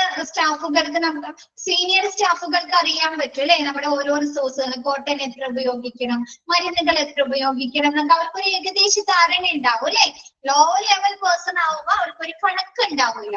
അപ്പൊ അവരുടെ നിലവാരമില്ലാത്ത പ്രവർത്തനങ്ങളിലൂടെ അവർ റിസോഴ്സുകൾ ഒരുപാട് ഉപയോഗിക്കുക. ഓക്കെ ആണോ? ഓക്കെ, അപ്പൊ നമ്മുടെ മെറ്റീരിയൽസ് മാനേജ്മെന്റ് കഴിഞ്ഞു. നെക്സ്റ്റ് മിസ് എടുക്കാൻ പോകുന്ന ചാപ്റ്റർ ക്ലിയർ ആണോ? ആ ചാപ്റ്റർ മക്കളെ ഓക്കെ ആണോ? മെറ്റീരിയൽസ് മാനേജ്മെന്റ് ഓക്കെ ആണോ എല്ലാവർക്കും? കുറച്ച് എന്തൊക്കെ ജാസ്മിൻ, എവിടെയാണ്? ക്ലാസിഫിക്കേഷൻ ഒക്കെ ആണോ? കുഴപ്പമില്ല. മോക്ക് ടെസ്റ്റുകളൊക്കെ നിങ്ങൾ മിസ് ഇടുന്ന മോക്ക് ടെസ്റ്റുകൾ അറ്റൻഡ് ചെയ്യാം കേട്ടോ. അപ്പൊ അതിൽ നിന്നൊക്കെ റിപ്പീറ്റ് ചെയ്ത് കാണുന്ന ക്വസ്റ്റ്യൻ ഒക്കെയാണ് കേട്ടോ നമ്മൾ മോക്ക് ടെസ്റ്റിലൊക്കെ ഉൾപ്പെടുത്തുന്നത് കേട്ടോ. മിസ് പിന്നെ അടയാളപ്പെടുത്തി തന്നിട്ടില്ലേ കൊറേയൊക്കെ? അടയാളപ്പെടുത്തി തന്നിട്ടില്ലേ ഓരോന്നെടുക്കുമ്പോൾ? അപ്പൊ അതൊക്കെ നോക്കുക കേട്ടോ. ക്ലാസിഫിക്കേഷൻ ഓക്കെ അല്ലേ? ക്ലാസിഫിക്കേഷൻ ഓക്കെ അല്ലേ? ABC ക്ലാസിഫിക്കേഷൻ അനാലിസിസ് ഓക്കെ അല്ലേ? ഇനി നെക്സ്റ്റ് മിസ് എടുക്കുന്ന ചാപ്റ്റർ ക്വാളിറ്റി അഷുറൻസ് ആൻഡ് നാബ് എന്നുള്ള ചാപ്റ്റർ ആണ്. ക്ലാസ് ഓക്കെ ആണ്? ഓക്കെ. അപ്പൊ നമുക്കറിയാം, നമ്മൊരു സാധനം, ഒരു പ്രോഡക്റ്റ് വാങ്ങുമ്പോൾ നമ്മൾ എന്ത് നോക്കിയിട്ടാ വാങ്ങുന്നത്? അതിന്റെ ക്വാളിറ്റി നോക്കിയിട്ട് അല്ലെ ഗുണനിലവാരം നോക്കിയിട്ട് ആണോ? പ്രൈസും നോക്കും. പ്രൈസ് മാത്രമാണോ നമ്മൾ നോക്കുന്നത് അശ്വിനി? പ്രൈസ് മാത്രമാണോ നോക്കുന്നത്? ക്വാളിറ്റി നോക്കാറില്ലേ? ക്വാളിറ്റി നോക്കാറുണ്ട് അല്ലെ? ഡ്രഗ് സ്റ്റോർ പറയണം. ഡ്രഗ് സ്റ്റോഴ്സ് എന്ന് പറഞ്ഞിട്ട് നമ്മുടെ ഡ്രഗ്സുകള് ഒക്കെ മോഷണം പോവാനുള്ള ഏരിയാസ് ഏതൊക്കെയാണെന്നാണ് കേട്ടോ പറയുന്നത്. കാഷ്വാലിറ്റി ആൻഡ് എമർജൻസി സർവീസുകളിൽ നിന്ന് ഡ്രഗ്സുകൾ മോഷണം പോവാം, വേസ്റ്റേജ് സംഭവിക്കാം അല്ലെ? ഇപ്പൊ മിസ് വേസ്റ്റേജ് നടക്കാനുള്ള കോസുകൾ പറഞ്ഞു, കാരണങ്ങൾ പറഞ്ഞാലോ emergency situation that involve life and death അല്ലെ? അപ്പൊ അങ്ങനെയുള്ള പ്രവർത്തനങ്ങൾ എവിടെയാണ് നടക്കുന്നത്? എമർജൻസി ഡിപ്പാർട്ട്മെന്റിലാണ് അല്ലെ? കാഷ്വാലിറ്റിയിലല്ലേ? അപ്പൊ എന്താണ് നമ്മുടെ കാഷ്വാലിറ്റിയിൽ നിന്ന് എമർജൻസി ഡിപ്പാർട്ട്മെന്റുകളിൽ നിന്ന് ഡ്രഗ്സുകൾ മോഷണം അല്ലെങ്കിൽ വേസ്റ്റേജ് നടക്കാം. നെക്സ്റ്റ് പറയുന്നത് areas having serious and critical activities അല്ലെ? നമ്മൾ എന്താണ് സീരിയസ് ആയിട്ടുള്ള പ്രവർത്തനങ്ങൾ നടക്കുന്ന അല്ലെങ്കിൽ അങ്ങനെയുള്ള ഏരിയാസിൽ നിന്ന് എന്താണ് പിൽഫറേജ് നടക്കാം, അതല്ലെങ്കിൽ എന്താണ് വേസ്റ്റേജ് സംഭവിക്കാം അല്ലെ? അപ്പൊ മെറ്റേണിറ്റി വാർഡിലെ പ്രവർത്തനങ്ങളിൽ നിന്ന് ചിലപ്പോൾ എന്താണ് stealing of new born babies അല്ലെ? നമ്മുടെ നവജാത ശിശുക്കളെ മോഷണം നടത്താം അല്ലെ? കളവ് കട്ടുകൊണ്ട് പോവാം. നെക്സ്റ്റ് പറയുന്നത് ലേബർ റൂമിൽ മോഷണം നടക്കാം. ICCU അല്ലെ? എന്താണ് നമ്മുടെ എന്താണ് മെഡിസിനുകൾ മോഷണം പോവാം, ചെറിയ ചെറിയ ഇൻസ്ട്രുമെന്റുകൾ മോഷണം പോവാം അല്ലെ? ലിനൻസ് മോഷണം പോവാം. പിന്നെ മോർച്ചറിയിൽ നിന്ന് ഡെഡ് ബോഡീസ് ഒക്കെ മോഷണം പോവാം. പിന്നെ കാർഡിയോതെറാസിസ് യൂണിറ്റ്സിൽ നിന്ന് മോഷണം നടക്കാം അല്ലെങ്കിൽ വേസ്റ്റേജ് നടക്കാം. പോസ്റ്റ് ഓപ്പറേറ്റീവ് വാർഡുകളിൽ നിന്ന്, ആക്സിഡന്റ് യൂണിറ്റ്സുകളിൽ നിന്ന്, പീഡിയാട്രിക് യൂണിറ്റ്സിൽ നിന്ന്, ഓപ്പറേഷൻ തിയേറ്റേഴ്സിൽ നിന്ന് ജനറൽ ആയിട്ടുള്ള ഐറ്റംസ് അല്ലെ? എന്താണ് ബ്ലേഡ്, ഡ്രഗ്, ഗ്ലൗസ് പോലെയുള്ള സാധനങ്ങൾ മോഷണം പോകാം. വാർഡിന്റെ സെക്ഷൻസിൽ നിന്ന് ലിനൻ, സോപ്പ്, ടോർച്ച് അങ്ങനെയുള്ള സാധനങ്ങൾ മോഷണം പോവാം. വർക്ക്ഷോപ്പ് ആൻഡ് മെയിൻ്റെനൻസ് എന്ന് വെച്ചാൽ നമ്മുടെ എക്യുപ്മെന്റുകളെ മെഷീനറീസ് ഒക്കെ മെയിൻറ്റെയിൻ ചെയ്യുന്നതും അല്ലെങ്കിൽ അത് നന്നാക്കുന്ന റിപ്പയറിംഗ് ചെയ്യുന്ന വർക്ക്ഷോപ്പുകളിൽ നിന്ന് ക്യാഷ്, അതുമായി ബന്ധപ്പെട്ട സ്പെയർ പാർട്സുകൾ, മെറ്റീരിയൽസ് ഒക്കെ മോഷണം പോകാം. പിന്നെ ആംബുലൻസ് സർവീസുമായി ബന്ധപ്പെട്ട് പെട്രോൾ, ഓയിൽ മോഷണം പോവാം. ജനറൽ സ്റ്റോഴ്സിൽ നിന്ന് ജനറൽ ആയിട്ടുള്ള ഐറ്റംസ് ഒക്കെ മോഷണം പോവാം. ഓക്കെയാണോ?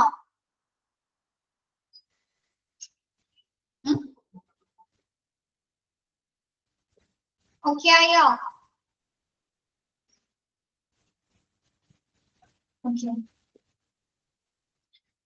നെക്സ്റ്റ് ഓക്കെ മിസ് പറഞ്ഞു, ജസ്റ്റ് ക്വാളിറ്റി പറഞ്ഞു അല്ലെ? നമ്മൾ എന്തിന്റെയൊക്കെ അടിസ്ഥാനത്തിലാണ് ഒരു വസ്തുവിന് ക്വാളിറ്റി ഉണ്ടെന്ന് പറയുന്നത്? നമ്മിപ്പോ ഒരു ഡ്രസ് എടുക്കുകയാണ്, ഒരു ഡ്രസ് നിങ്ങൾ വാങ്ങിച്ചു, നിങ്ങൾ എന്തിന്റെയൊക്കെ അടിസ്ഥാനത്തിലായിരിക്കും അതിന് ക്വാളിറ്റി ഉണ്ടെന്ന് പറയുന്നത്?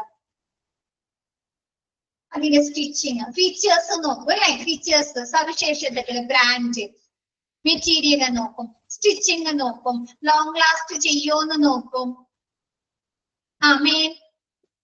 മേന്മയുണ്ട്. Okay okay, stitching, long last നോക്കും അല്ലെ? അതിന്റെ കളറ് അല്ലെ? ഇപ്പൊ നമ്മ ഒരാളെത്തില്ല, അതിന്റെ കളർ പോവാണെങ്കിൽ നമ്മ പറയോ അതിന് ക്വാളിറ്റി ഉണ്ടെന്ന് പറയോ ആ ഒരു ഡ്രസ്സിന്? ഇല്ല അല്ലെ? അപ്പൊ എന്താണ് നമുക്ക് വാങ്ങിക്കുന്ന ഒരു സാധനത്തിന് ഉണ്ടായിരിക്കുന്ന ക്യാരക്ടറിസ്റ്റിക്സ് അല്ലെ? അതിന് ഉണ്ടായിരിക്കേണ്ട ക്യാരക്ടറിസ്റ്റിക്സിന്റെ അടിസ്ഥാനത്തിലല്ലേ നമ്മ പറയുന്നത് ഗുഡ് ആണ്, ബാഡ് ആണ്, ക്വാളിറ്റി ഉണ്ട് എന്ന് പറയുന്നത് അല്ലേ? ആണോ? അപ്പൊ നോക്കി ഫസ്റ്റ് ഒന്ന് നോക്കി, degree quality assurance and NAB, degree to which a series of inherent characteristics fulfill needs. International Organization for Standardization, നമ്മുടെ ISO നമ്മുടെ ക്വാളിറ്റിയെ കുറിച്ച് പറഞ്ഞിരിക്കുന്ന ഒരു ഡെഫിനിഷൻ ആണ് ഫസ്റ്റ് എന്ന് പറയുന്നത്. ഇവിടെ ഈ ഡിഗ്രി എന്നാണോ നിങ്ങൾക്ക് തുടങ്ങുന്നത്? ഡിഗ്രി എന്നാലേ തുടങ്ങുന്നത് അല്ലെ? അപ്പൊ അവിടെ ജസ്റ്റ് ഒന്ന് എഴുതി വെച്ച്, ക്വാളിറ്റി ഈസ് ഡിഫൈൻഡ്. നമ്മുടെ ISO ക്വാളിറ്റിയെ കുറിച്ച് പറഞ്ഞിരിക്കുന്ന ഒരു ഡെഫിനിഷൻ ആണ് കേട്ടോ. അപ്പൊ ക്വാളിറ്റി ഈസ് ഡിഫൈൻഡ്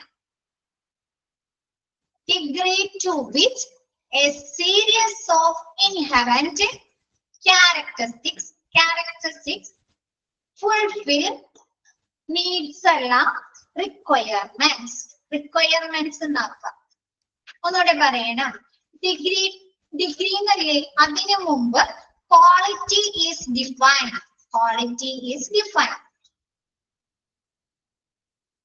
എഴുതിയോ?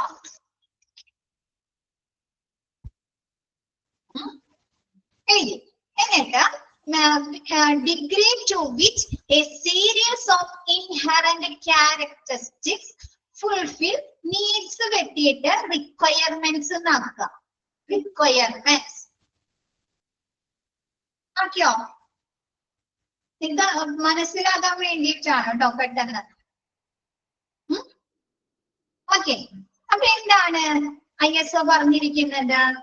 നമ്മുടെ ആവശ്യകതകൾ അല്ലെ നിറവേറ്റുന്നതിന് ഒരു വസ്തുവിനുണ്ടായിരിക്കേണ്ട അല്ലെ അതിൽ ഉൾക്കൊള്ളുന്ന എന്താണ് സ്വഭാവ സവിശേഷതകളുടെ ഒരു കൂട്ടം, ഒരു ഡിഗ്രിയെയാണ് നമ്മൾ എന്ത് പറയുന്നത്? ക്വാളിറ്റി എന്ന് പറയുന്നത് അല്ലെ.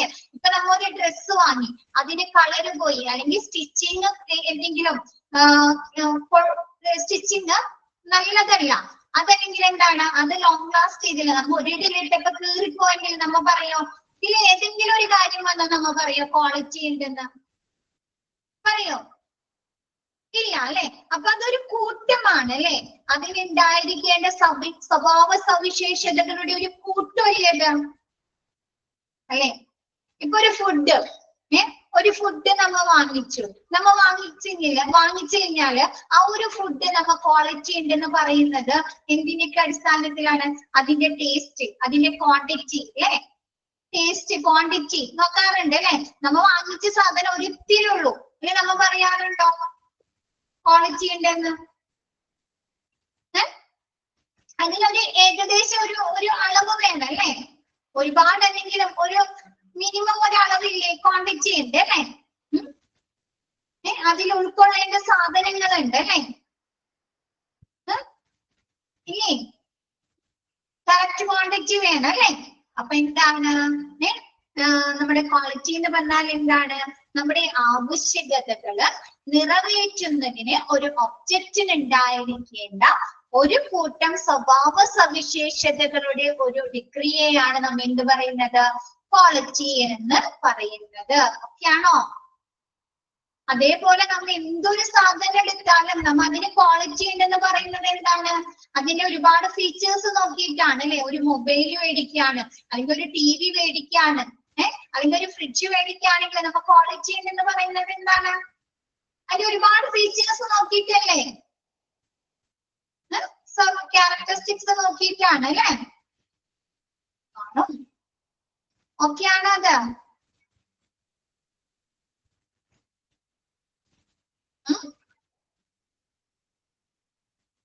നമ്മള് ഹോസ്പിറ്റലിൽ പോയി ഡോക്ടർ കണ്ടു. ആ ഒരു ഡോക്ടറുടെ സർവീസ് മാത്രം നല്ലതാണ്, പക്ഷെ ബാക്കി സർവീസുകളൊന്നും നമുക്ക് അവിടെ നിന്ന് ഇഷ്ടപ്പെട്ടില്ല. റിസപ്ഷനിലെ പ്രവർത്തനങ്ങള്, മെഡിക്കൽ റെക്കോർഡ് ഡിപ്പാർട്ട്മെന്റിലെ പ്രവർത്തനങ്ങള്, അല്ലെങ്കിൽ ഫാർമസിയിലെ പ്രവർത്തനങ്ങള്, ലാബിലെ പ്രവർത്തനങ്ങളൊന്നും നമുക്ക് ശരിയായ രീതിയിൽ, അല്ലെങ്കിൽ നമ്മ പറയോ ആ ഒരു ഹോസ്പിറ്റലിലെ പ്രവർത്തനം ക്വാളിറ്റി ഉണ്ടെന്ന് നമ്മ പറയോ?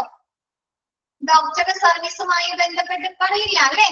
അപ്പൊ എന്താണ് നമുക്ക് വേണ്ട ഒരു സാധനത്തിന്, ഒരു വസ്തുവിന് അല്ലെ, നമ്മുടെ ആവശ്യകതകൾ നിറവേറ്റ ഒരു വസ്തുവിന്, അല്ലെങ്കിൽ നമ്മുടെ ആവശ്യകതകൾക്ക് ഉണ്ടായിരിക്കേണ്ട ഒരു കൂട്ടം സ്വഭാവ സവിശേഷതകളെയാണ് ക്വാളിറ്റി എന്ന് പറയുന്നത്. നെക്സ്റ്റ് മിസ് ബാക്കി നെക്സ്റ്റ് ക്ലാസ്സിൽ എടുക്കാം കേട്ടോ. ഓക്കെ, അപ്പൊ ഇന്നത്തെ ക്ലാസ് മിസ് വൈൻഡ് അപ്പ് ചെയ്യാണ്. ബാക്കി നെക്സ്റ്റ് ക്ലാസ്സിൽ എടുക്കാം. Okay, thank you all.